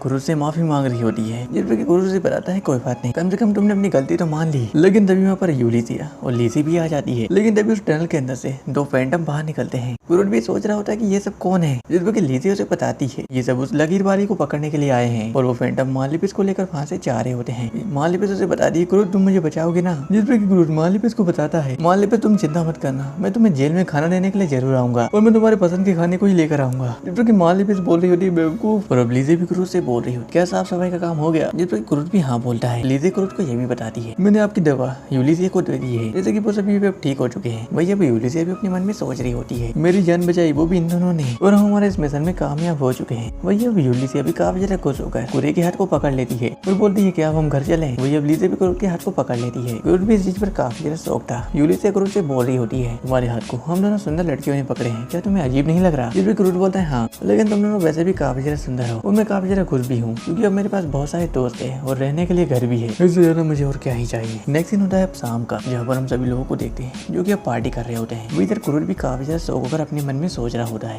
क्या ये लोग जबरदस्ती खाना खा रहे हैं? इन्हें देखकर तो ऐसा ही लग रहा है, ये खाना कम खा रहे हैं लेकिन निकल ज्यादा रहे हैं। क्रूड अब उन लोगों से बोलता है, क्या मैं आपके लिए कुछ और खाना बना सकता हूँ? जिस पर कि जनरल अब क्रूड को बताता है इसकी जरूरत नहीं है, लेकिन ये खाना काफी ज्यादा टेस्टी बना है। सभी लोग भी क्रूड के खाने को खाकर काफी ज्यादा खुश थे और अब लीसे भी क्रूड को बुलाती है और उससे बोलती है, मुझे आपसे किसी को मिलवाना है। इनका नाम आरू रोडो है, जो कि हमारे सिटी के निरीक्षक है और ये इस पूरी सिटी को चलाते हैं। जिस पे क्रूड भी उससे बोलता है, क्या आप इस सिटी को चलाते हैं? जिस पे आरू रोडो भी बोलता है, हाँ वैसे मैं कभी कभी निरीक्षक का काम भी कर लेता हूँ। और वहाँ पर जेनरिक भी आता है जो कि क्रूड को बताता है, वैसे इनसे सिटी को संभाला नहीं जाता, इनकी मदद तो मैं करता हूँ। जिस पे आरू रोडो उसके पेट में मुक्का मारता है और रोडो क्रूड से बोलता है, ये तो ऐसे ही बड़बड़ाता रहता है। लेकिन तभी आसमान में आतिशबाजी शुरू हो जाती है। सभी लोग आतिशबाजी को देख रहे होते हैं। गुरु को अपन सभी को बताता है, वैसे पार्टी का माहौल है तो मैंने कुछ पटाखे भी बना दिए और अब आरू रोडो और जेनरिक भी बोल रहे होते हैं, वैसे हमारे घाव भी भर चुके हैं। जिस पर गुरु को नहीं बताता है, इस खाने को खाने के बाद घाव भरना तो बहुत ही आम बात है। जिस पर वो दोनों भी काफी ज्यादा शौक होते हैं। और अब नेक्स्ट सीन होता है किसी और ही जगह का, जहाँ पर हम एक मैजिक सर्कल के अंदर सील में बनी हुई एक लड़की को देखते हैं। वहाँ पर एक बंदा भी आ रहा होता है। ये लड़की बोलती है, क्या आप यहाँ पर आ गए ताइकोन महानरेश? और अब नेक्स्ट सीन होता है पास्ट का, जहाँ पर हम छोटे क्रूड को देखते हैं जो कि भाग कर कहीं पर जा रहा होता है। अब एक लड़की के पास आता है, बोलता है, क्या तुम सफर करने वाली व्यापारी की बेटी हो और तुम यहाँ पर क्या कर रही हो? लेकिन वो लड़की क्रूड की बातों का जवाब नहीं दे रही होती है। क्रूड भी बोल रहा होता है, मौसम काफी अच्छा है, लेकिन फिर भी वो लड़की क्रूड की बातों का जवाब नहीं दे रही होती है। जिस पर क्रूड वहीं पर रोना शुरू कर देता है। ये लड़की अब क्रूड को बताती है, मेरे फादर ने मुझे कहा था कि मुझे हस्त गाँव वालों से ज्यादा बातचीत नहीं करनी है, क्योंकि वो सभी गाँव वाले काफी अजीब है और उनका बुरा असर मुझ पर ना पड़े, इसलिए मैं बस खुद से ही बातचीत करती हूँ। जिस पर क्रूड भी काफी ज्यादा खुश होकर बोल रहा होता है, बिल्कुल मैं भी खुद से ही बातचीत करता हूँ, वैसे तुम्हारा नाम क्या है? जिस पर वो लड़की उसे बताती है, मेरा नाम हीरो है। क्रूड भी उसे अपना नाम बताता है। और हम नेक्स्ट सीन में बोल रहा हूँ, जंगल में आ जाते हैं, जहाँ पर क्रूड हीरो को बता रहा होता है इंद्र उसके फूल यहीं पर पाए जाते हैं। जिस पर वो लड़की भी बोल रही होती है, वो फूल काफी ज्यादा टेस्टी होते हैं और वो लड़की वहाँ पर जाकर कुछ बेर को खा लेती है, लेकिन तभी वो बेर उसे काफी ज्यादा कड़वी लगती है और इसी के चक्कर में वो वहीं पर बेहोश भी हो जाती है। जिस पर क्रूड भी वहाँ पर आता है और वो देखता है ये बेर तो जहरीली है और मुझे जल्दी कोई ना कोई दवाई बनानी होगी। क्रूड अब इंद्र उसके फूलों से कुछ दवाई को बना रहा होता है। क्रूड अब अपने मन में सोच रहा होता है, मुझे किसी न किसी तरीके से इसकी जान बचानी होगी। क्रूड अब उस दवाई को पीकर देखता है और उस दवाई को हीरो को भी पिला देता है। और हम नेक्स्ट सीन होता है प्रेजेंट में, जहाँ पर यूलिसिया क्रूड को नींद से जगा रही होती है और अब क्रूड भी अपने मन में सोच रहा होता है, क्या वो मेरा बुरा सपना था? हाँ सही है, वैसे भी उस बात को अब 10 साल बीत चुके हैं। नेक्स्ट दिन में बहुत सभी लोग भी उस गांव में पहुंच चुके होते हैं। और अब नेक्स्ट दिन में एक बुजुर्ग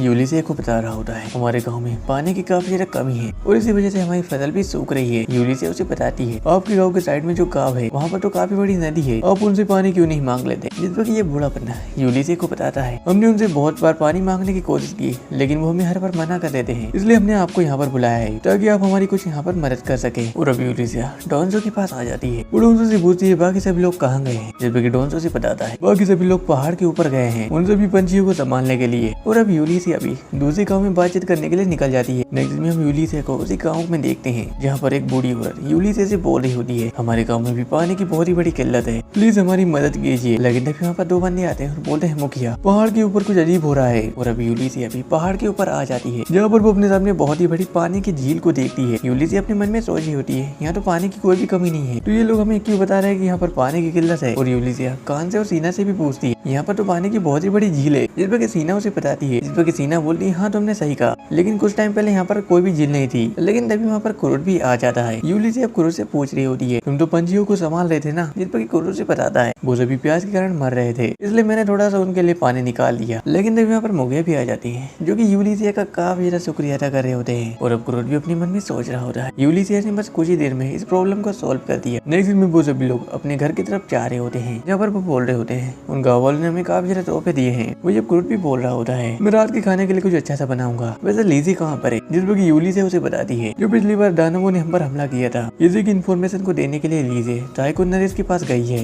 नेक्स्ट दिन में हम ताइकोन और लीजी को देखते हैं, जहाँ पर ताइकोन लीजी से बोल रहा होता है, वैसे ये वाइन कैसी है? जिस पर लीजी बोलती है तो काफी ज्यादा टेस्टी है। वहीं पर हम आरू रेडो को भी देखते हैं, वो ये टाइकोन भी लीजे से बोल रहा होता है, आप मुझसे यहाँ पर मिलने आई, ये मेरी किस्मत है। जिस पर लीजे भी उसे बता रही होती है, मैं यहाँ पर कोई भी प्रिंसेस बनकर नहीं आई हूँ, मैं बस एक अद्भुत माहिर की एक प्रतिनिधि हूँ। वही अब लीजे भी अपने मन में सोच रही होती है, वैसे टाइकोन एक किंग की तरह है, लेकिन उसे अपने पर्सनल खर्चों के लिए दूसरे पर डिपेंड रहना पड़ता है और ये मुझे अपने साथ करके हमारे देश से कनेक्शन बनाना चाहता है, जैसे कि बिजनेस में इसका फायदा हो। मैं इसकी सारी प्लानिंग को समझ चुकी हूँ। वही अब टाइकोन भी लीजे से बोल रहा होता है, मैंने सुना है कि आपके पास कुछ ऐसे क्रिस्टल है जो कि 500 मीटर के रेडियस में सभी मोर्सेस को खत्म कर देते हैं। वही अब लीजे भी अपने मन में सोच रही होती है, ये मुझसे क्रूड की जानकारी बोलवाना चाहता है। लीजे भी उसे बताती है ये बस एक अफवाह है, वहाँ पर ऐसा कुछ भी नहीं हुआ था। जिस पर टाइकोन बोल रहा होता है, लीजे तुम अभी जिस कस्बे में रहती हो उसका कोई अभी नाम भी नहीं है। जिस पर लीजे बोलती है, हाँ ये परंपरा बहुत पहले से चलती आ रही है, जैसे ही हम एक पोस्ट पर वाइस रोज को नियुक्त करेंगे वैसे ही हम हमारे कस्बे का एक नाम भी रख देंगे। टाइकोन बोलता है, तुमने सही कहा, वैसे मुझे भी एक वाइस रोज को चुनने में काफी ज्यादा दिक्कत हो रही है। दरअसल मेरे देश के पास ही में एक कस्बा है जहाँ पर दानवों का खतरा बना रहता है। मैं आपके अद्भुत माहिर से मिलना चाहता हूँ और मैं उसे अपने सरहदी कस्बे का वाइस रोज बनाना चाहता हूँ। इस पर लीजे भी काफी ज्यादा शौक होकर अपने मन में सोच रही होती है, तो अच्छा ये बात है, लेकिन मैं क्रूड को आवाम के सामने नहीं आने दे सकती और क्रूड को तो ये भी नहीं पता है कि वो खुद ही अद्भुत माहिर है। और अब लीजे भी टाइकोन को बताती है ये फैसला मैं अकेले नहीं ले सकती, जिस पर टाइकोन भी उसे बताता है, लीजे वैसे मैं आपको बता दूं, आप उस अद्भुत माहिर की जानकारी को छिपा नहीं सकती और मुझे पिछली बार की जंग याद है, यहाँ पर अद्भुत भाई ने हमारे बहुत से लोगों की जान बचाई और अगर वो वाइस रॉयस बनता है तो हमारे लोगों को भी कोई दिक्कत नहीं होगी। और अब लीजे भी अपने मन में सोच रही होती है, अगर मुझे इन सभी बातों के बारे में पता होता तो मैं जनरल को क्रूड की सच्चाई बता देती और प्लीज आरुरोटो कुछ भी सच मत बोलना। जिस पे कि आरुरोटो भी चिल्ला कर बोलता है, आपने बिल्कुल सही कहा टाइकोन, इससे हमारे सारे सिपाही काफी ज्यादा खुश होंगे। जिस पे कि लीजे भी काफी ज्यादा शौक हो जाती है और अब टाइकोन भी काफी ज्यादा चालाकी से बोल रहा होता है, प्रिंसेस आपके कहने का मतलब ये तो नहीं है कि उस अद्भुत माहिर में काफी ज्यादा कमियां हैं। जिस पे कि लीजे भी काफी ज्यादा चिल्लाकर बोल रही होती है, तुम्हें क्या लगता है कि उस बंदे में कोई कमी होगी? वो इस दुनिया के सबसे अद्भुत माहिर है और उसमें कोई भी कमी नहीं है। और अब टाइकोन भी काफी ज्यादा खुश होता है क्योंकि उसने चालाकी से लीजे के मुंह से सच उगलवा लिया था और वो काफी ज्यादा खुश हो रहा होता है। लीजे को भी पता चल चुका था कि उसने क्या कुछ बोल दिया है, वो भी इस पर शौक थी। नेक्स्ट में हम यूलिसिया और लीजे को देखते हैं। यूलिसिया लीजे से बोल रही होती है, तुमने वहाँ पर बहुत ही बड़ी गड़बड़ कर दी। लीजे भी अपनी गलती को मानकर बोल रही होती है, अब हमें क्या करना चाहिए? इस पर यूलिसिया उसे बताती है, हमें एक ऐसे बंदे को ढूंढना होगा जो कि एक अद्भुत माहिर की तरह एक्टिंग कर सके। इस पर लीजे भी बोल रही होती है, लेकिन उसमें अद्भुत माहिर के बराबर ज्ञान नहीं होगा और वैसे भी मेरे क्रूड साहब की जगह कोई भी नहीं ले सकता। क्रूड साहब यही इतने महान, वैसे क्रूड है कहाँ पर? इस पर यूलिसिया उसे बताती है, क्रूड अभी बच्चे को पालने में लगा है। इस पर लीजे भी काफी ज्यादा होकर बोल रही होती है, क्या बच्चे को पालने में? और ये सब कब हुआ? और मुझे जल्दी उस बच्चे को गोद लेना होगा। जिस पर यूलिसिया बोलती है, तुम उसे गोद नहीं ले सकती। और लीजे बोलती है, मैं थर्ड प्रिंसेस हूँ, मैं ये सब कर सकती हूँ। और अब यूलिसिया भी उसे सच बता देती है कि हमने जो अंडे लाए थे क्रूड उन्हीं की देखभाल कर रहा है। और अब लीजे भी थोड़ी सी शांत हो जाती है। लीजे भी बोल रही होती है, क्रूड साहब काफी ज्यादा काइंड है, लेकिन तभी हमें क्रूड की आवाज आती है जो कि बोल रहा होता है, यूलिसिया अंडा फूट चुका है। नेक्स्ट सीन में मिमिको को देखते हैं जो कि बोल रही होती है, अब तो मैं मरी जाऊंगी। उसकी हालत काफी ज्यादा खराब होती है। और अब ओफिलिया भी बोल रही होती है, तुम्हारी हालत कैसी हो गई है? जिस पर कि मिमिको से बताती है, इसके कारण ही ये मैसेज, मेरे पास बहुत सारे मैसेज आ रहे हैं और क्या पता इसमें से कोई सच है भी कि नहीं। और अब ओफिलिया भी मिमिको को बता रही होती है, तुर्स्तान हमें चर्च में मरा हुआ मिला, क्या उसकी मौत पहले ही हो चुकी थी? इस पर मिमिको से बता रही होती है, मुझे लगता है वहाँ पर तुर्स्तान नहीं, उसकी जगह पर कोई और है और उसी की आत्मा को बेचकर एक बड़ी डीमन को समन किया गया था। और क्या ये सब तुर्स्तान ने किया है? वैसे तुमने क्रूड के साथी मालेपिस का क्या किया? क्या तुमने उसे मार दिया? जिसकी मिमिको बोलती है, नहीं, क्रूड उससे मिलना चाहता था। लेकिन अभी ओफिलिया बोलती है, मुझे एक मैसेज मिला है, क्या क्रूड उस कस्बे का वाइस रोज बनने वाला है? मिमिको बोलती है, अब मुझे इसे भी संभालना होगा। लेकिन तभी उसे एक और मैसेज मिलता है और अब वो ओफिलिया को बताती है, क्रूड को जो अंडा मिला था उसके अंदर से कोई बाहर निकला है। नेक्स्ट में हम क्रूड, यूलिसिया और लीजे को देखते हैं जो कि काफी ज्यादा सो होकर चिल्लाकर बोल रहे होते हैं, क्या क्रूड ये तुम्हारी बेटी है? और अब नेक्स्ट में यूलिसिया थोड़ी सी परेशान होकर बोल रही होती है, क्रूड तुम्हारे कहने का मतलब ये है, हम जो अंडा उस गाँव से लाए थे वो जैसे ही फूटा उसके अंदर से ये लड़की बाहर निकली? जिस पर क्रूड भी हाँ बोलता है। और अब सीना भी बोल रही होती है,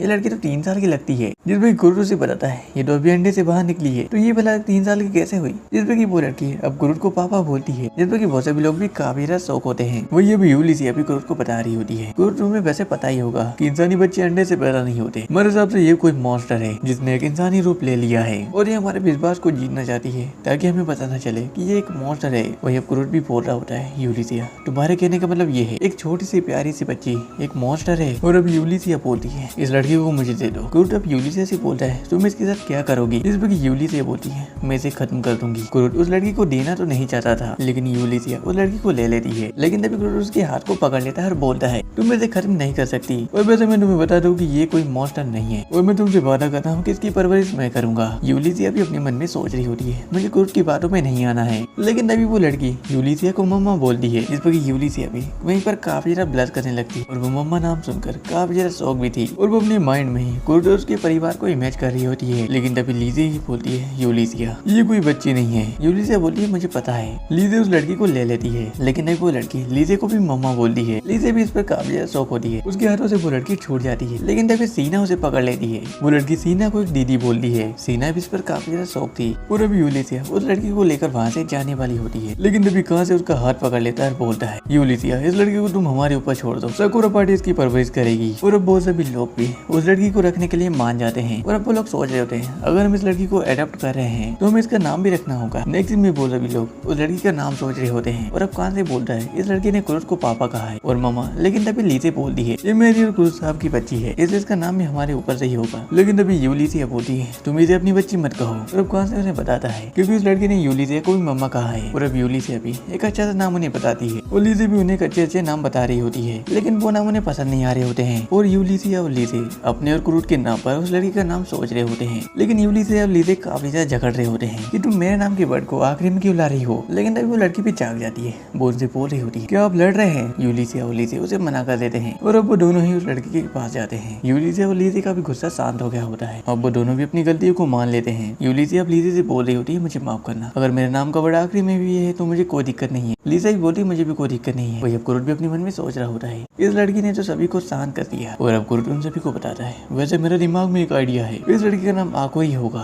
वो नाम भी इन सभी को काफी ज्यादा पसंद आता है। नेक्स्ट दिन में हम देखते हैं लीजे के पास आकुरी सो रही होती है और अब यूलिसिया के पास एक फैंटम आता है। यूलिसिया उसे कुछ देते हुए बोलती है इसमें आकुरी की बाल और उसका ब्लड सैंपल है, मिमिको से बोलना इसकी जांच अच्छे से करे। वही अब नेक्स्ट दिन होता है मॉर्निंग का जहाँ पर हम देखते हैं कुरुट ने उस बच्चे के लिए एक रूम बनाया होता है जो कि सभी को काफी ज्यादा पसंद भी आता है। यूलिसिया भी अपने मन में सोच रही होती है कुरुट ने ये रूम एक रात में बनाया है, वैसे इस रूम की सारी दीवारों पर मित्र लगा हुआ है इसलिए इस रूम को बाहर से कोई भी नहीं खोल सकता। वो लड़की भी उस रूम में काफी ज्यादा खुश होती है। वैसे ये रूम किसी कैद खाने से कम नहीं है लेकिन जब तक हमें मिमिको से पता नहीं चल जाता कि असल में ये बच्ची है कौन तब तक हम इस बच्ची को इसी रूम में रखेंगे। और मैंने लीजे से भी कहा है कि इस बच्ची से दूर रहे। कुरुट अब लीजे वहाँ से जा रहे होते हैं लेकिन तभी आकुरी वहाँ पर आती है और वो अपनी मॉम डैड से बोलती है क्या आप मेरे साथ खेल नहीं रहे। इस पर कुरुट से बताता है हमें किसी जरूरी काम से जाना है, इस पर तुम सीना दीदी के साथ खेलो। वो लड़की भी इस पर मान जाती है। नेक्स्ट दिन में कुरुट और यूलिसिया कहीं पर जा रहे होते हैं और अब यूलिसिया कुरुट से बोल रही होती है चलो जल्दी से हमारे काम को खत्म करें ताकि हम आकुरी के साथ खेल सके। लेकिन तभी उन को आकुरी की आवाज आती है। यूलिसिया बोल रही होती है क्या ये मेरा कोई वहम तो नहीं है। और अब वो लोग गाड़ी को रोककर पीछे के रूम को चेक कर रहे होते हैं। हम देखते हैं वहाँ पर आकुरी बैठी होती है और वो कुरुट की गोद में आ जाती है। कुरुट बोल रहा होता है आकुरी तुम यहाँ पर कैसे, जिस पर कि आकुरी से बताती है मैं पुश करके यहाँ पर आई। और अब कुरुट भी यूलिसिया से बोल रहा होता है सारे उस रूम में कोई दरार बच गई होगी इसी वजह से वो यहाँ पर आ गई। इधर हम सीना को देखते हैं जो कि आकुरी को ढूंढ रही होती है। वो यूलिसिया भी अपने मन में सोच रही होती है अब मुझे क्या करना चाहिए। लेकिन तभी यूलिसिया उस फैंटम को इशारा देती है और वो फैंटम भी अपना रूप चेंज कर लेता है। यूलिसिया उसे बताती है सामने कोई रास्ता भटक गया है और वो सरहदी कस्बे में जा रहा है। और अब यूलिसिया उस लड़की के पास जाती है। वही कुरुट भी अपने मन में सोच रहा होता है यूलिसिया ने तो उसे देखते से ही पहचान लिया। यूलिसिया कमाल की है लेकिन मुझे विश्वास नहीं होता। कुछ टाइम पहले यूलिसिया ने हमसे कहा था कि ये बच्ची हमारे लिए खतरा है और क्या मैं इन सभी को मुसीबत में तो नहीं डाल रहा। वही कुरुट अपने मन में ये भी सोच रहा होता है अगर ये बच्ची सच में मॉन्स्टर निकली तो क्या हमें इसे मारना होगा और मैं इस बच्ची के लिए जो कुछ भी हो सके वो करूंगा।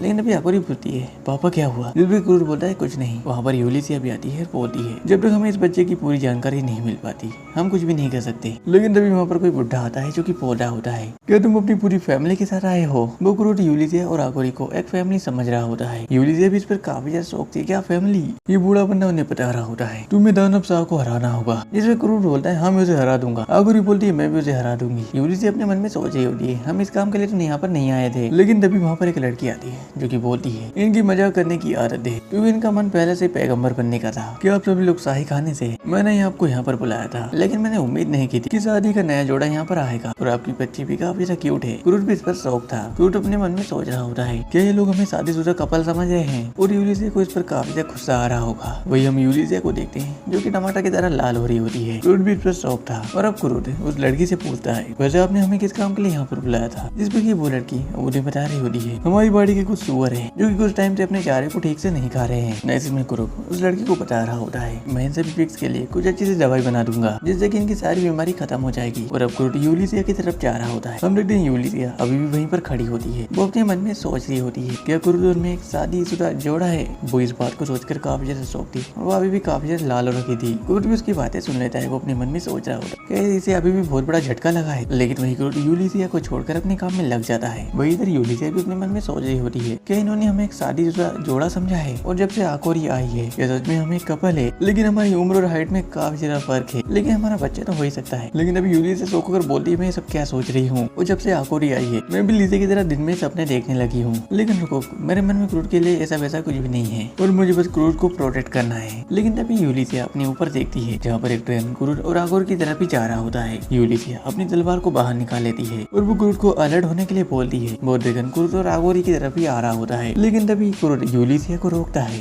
और बोलता है कुछ भी मत करना। और अब वो ड्रैगन जमीन पे आ जाता है और वो क्रूड के बनाए हुए खाने को खा रहा होता है। और अब क्रूड यूलिसिया को बताता है तुम शहर से हो इसलिए तुम्हें इस बारे में नहीं पता है, लेकिन हम जब भी खाना बनाते हैं तो ड्रैगन का आना बहुत ही आम बात है। यूलिसिया बोलती है ये कोई आम बात नहीं है। और अब आकोरी क्रूड से पूछ रही होती है ये बड़ा वाला टोकी कौन है, इस पर क्रूड से बताता है ये कोई डॉग नहीं है बल्कि एक ड्रैगन का बच्चा है। लेकिन तभी यूलिसिया को कुछ अजीब फील होता है, उसे ब्लड की स्मेल आ रही होती है और अब वो झाड़ियों के पीछे जाकर देखती है जहाँ पर यूलिसिया एक फैंटम को देखती है जो कि क्रूड को प्रोटेक्ट कर रहा था। अब वो वहाँ पर बेहोश पड़ा होता है। यूलिसिया वहाँ पर जाकर देखती है, लेकिन तभी उसे किसी के पैरों की आवाज आती है और यूलिसिया उस झाड़ी को काट देती है और वहाँ पर किसी और पर्सन को देखते हैं। इधर क्रूड को भी तलवार चलने की आवाजें आ रही होती है। क्रूड अब यूलिसिया से बोल रहा होता है वहाँ पर क्या चल रहा है, लेकिन तभी यूलिसिया उसे बताती है वहीं पर रहना। और अब हम उस पर्सन को देखते हैं जो कि एक फीमेल मॉन्स्टर होती है। और अब क्रूड बोलता है तुम तो वही हो। यूलिसिया बोलती है क्या तुम इसे जानती हो। क्रूड बोलता है ये मदर ड्रैगन है। यूलिसिया बोलती है ये उससे भी ज्यादा खतरनाक है। और अब वो मदर ड्रैगन बोल रही होती है इस बच्चे को मुझे दे दो। और अब यूलिसिया भी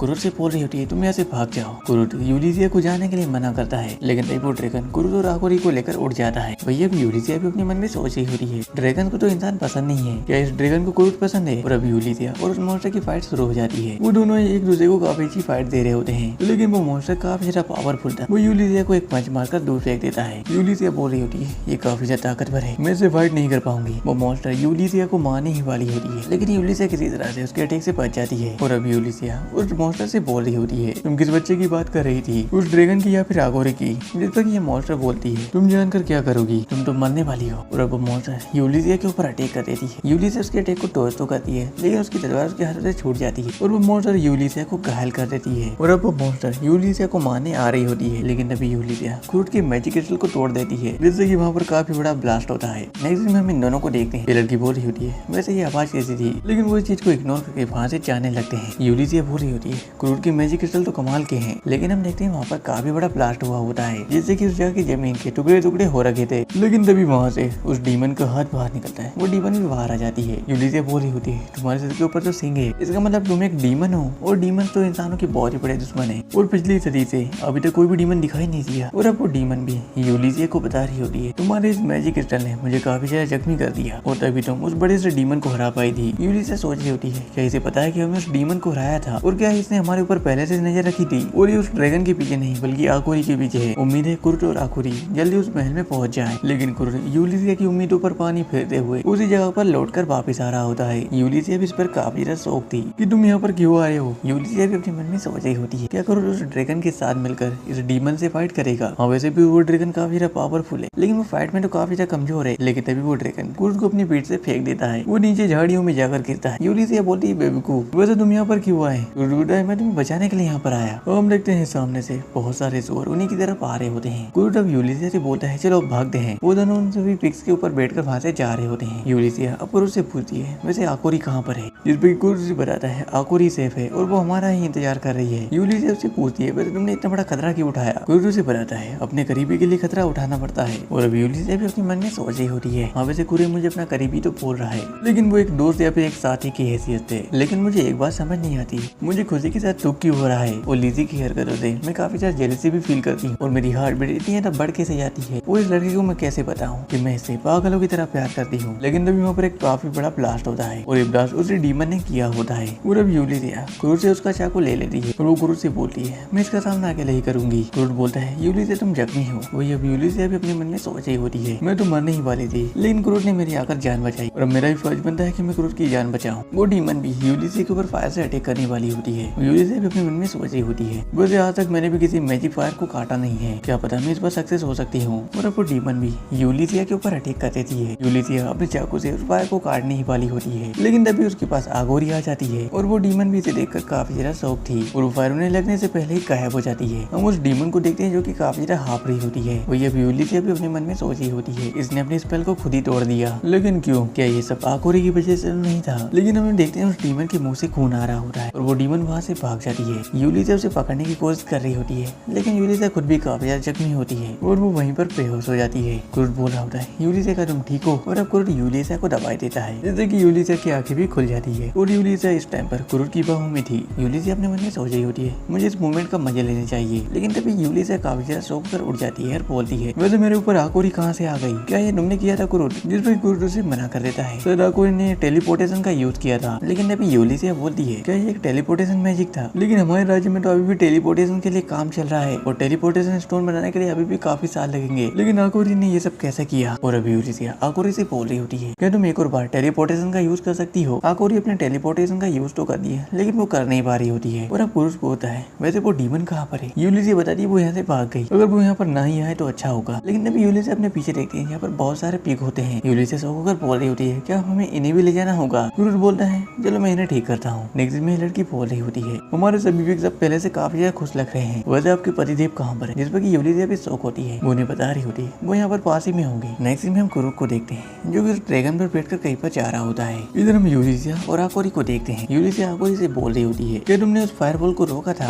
आकोरी बोलती है, क्या फायरबॉल? नहीं, लेकिन आपने मुझसे ये क्यों पूछा? जिस पर यूलिसा बोलती है, मुझे तुम्हारी चिंता हो रही थी। और अब यूलिसा अपने मन में सोच रही होती है, जिस टाइम पर उस डीमन ने हमारे ऊपर अटैक किया था और आकोरी के आने के बाद से उसका फेस का रिएक्शन ही चेंज हो गया था और वो शायद आकोरी को बचा रही थी। मुझे इसके बारे में जानकारी इकट्ठा करनी होगी और क्या आकोरी सच में टेलीपोर्टेशन का यूज कर सकती है? मुझे इसके बारे में भी पता लगाना होगा, लेकिन कम से कम मैं अभी जिंदा तो हूँ। लेकिन तभी हमें कुरुट की आवाज आती है। हम देखते हैं कुरुट भी ड्रैगन पर बैठकर आ रहा होता है। यूलिसा बोलती है, तुम तो किसी काम से गए थे ना? लेकिन हम उस ड्रैगन के पास उसे डीमन को देखते हैं। यूलिसा इस पर काफी ज्यादा शौक होती है और अब कुरुट यूलिसा को बता रहा होता है। अब हमें कुछ पास्ट का सीन दिखाई देता है, जहाँ पर कुरुट अपने ड्रैगन से कहीं पर जा रहा होता है। लेकिन तभी उसका ड्रैगन जमीन पर नीचे उतर जाता है। कुरुट भी वहाँ जाकर देखता है जहाँ पर डीमन जख्मी पड़ी होती है। कुरुट भी सोच रहा होता है कि मुझे इसकी मदद करनी चाहिए। कुरुट भी बोल रहा होता है, अगर मैंने इसकी मदद नहीं की तो यहाँ पर मारी जाएगी। वही पे डीमन भी बोल रही होती है, दुश्मन की मदद नहीं करते। लेकिन वही कुरुट उसके लिए दवाई बनाना शुरू कर देता है और कुरुट उससे ये भी बोल रहा होता है, अगर तुम चाहती तो आकोरी और यूलिसा को उस टाइम पर मार सकती थी, लेकिन तुमने ऐसा नहीं किया। बस इतनी सी वजह काफी है तुम्हारी मदद करने के लिए। और अब कुरुट अपनी दवाई को उस डीमन की तरफ फेंकता है और बोलता है, जल्दी से इसे पी लो, नहीं तो मर जाओगी। और अब वो डीमन भी उस दवाई को पी लेती है और वो तुरंत ही हील हो जाती है। लेकिन हम देखते हैं उस डीमन को नींद आ रही होती है और अब कुरुट उस डीमन को बता रहा होता है, वैसे मैं फाइट में काफी ज्यादा कमजोर हूँ, इसलिए मैंने इस दवाई में नींद की दफा मिला दी थी और अब करीबन तुम 3 दिनों तक सोती रहोगी। और वैसे भी एक ड्रैगन इंसानी बच्चों के साथ खेल सकता है, तुम्हारे ड्रैगन को इतना गुस्सा करने की जरूरत नहीं थी। वो डीमन भी कुरुट की बातों को सुनकर काफी ज्यादा शौक थी। कुरुट भी सोच रहा होता है, क्या इसे मेरी बातें समझ में आई है कि नहीं? लेकिन ये हीरो कारुडो से काफी ज्यादा अलग है। वो डीमन भी अब कुरुट से कुछ बोलने वाली होती है, लेकिन तभी वो वहीं पर सो जाती है। और अब सीन प्रेजेंट में आता है, जहाँ पर कुरुट यूलिसा को बता रहा होता है। उसके बाद मैं इस डीमन को यहाँ पर ले आया। नेक्स्ट दिन में वो लोग महल पर पहुंच जाते हैं और वो उस डीमन को भी बांधकर अपने साथ ले आते हैं। इधर कुरुट भी आकोरी को बता रहा होता है, तुम्हारी वजह से सीना और बाकी सभी लोग काफी ज्यादा परेशान हुए हैं, तो मिलकर उनसे माफी मांग लेना। वो यहाँ पर सीना भी आ जाती है, जो कि आकोरी को डांटते हुए बोल रही होती है, तुम कहाँ पर चली गई थी? वहाँ पर लीजे भी आ जाती है और आकोरी उन दोनों से माफी मांग लेती है।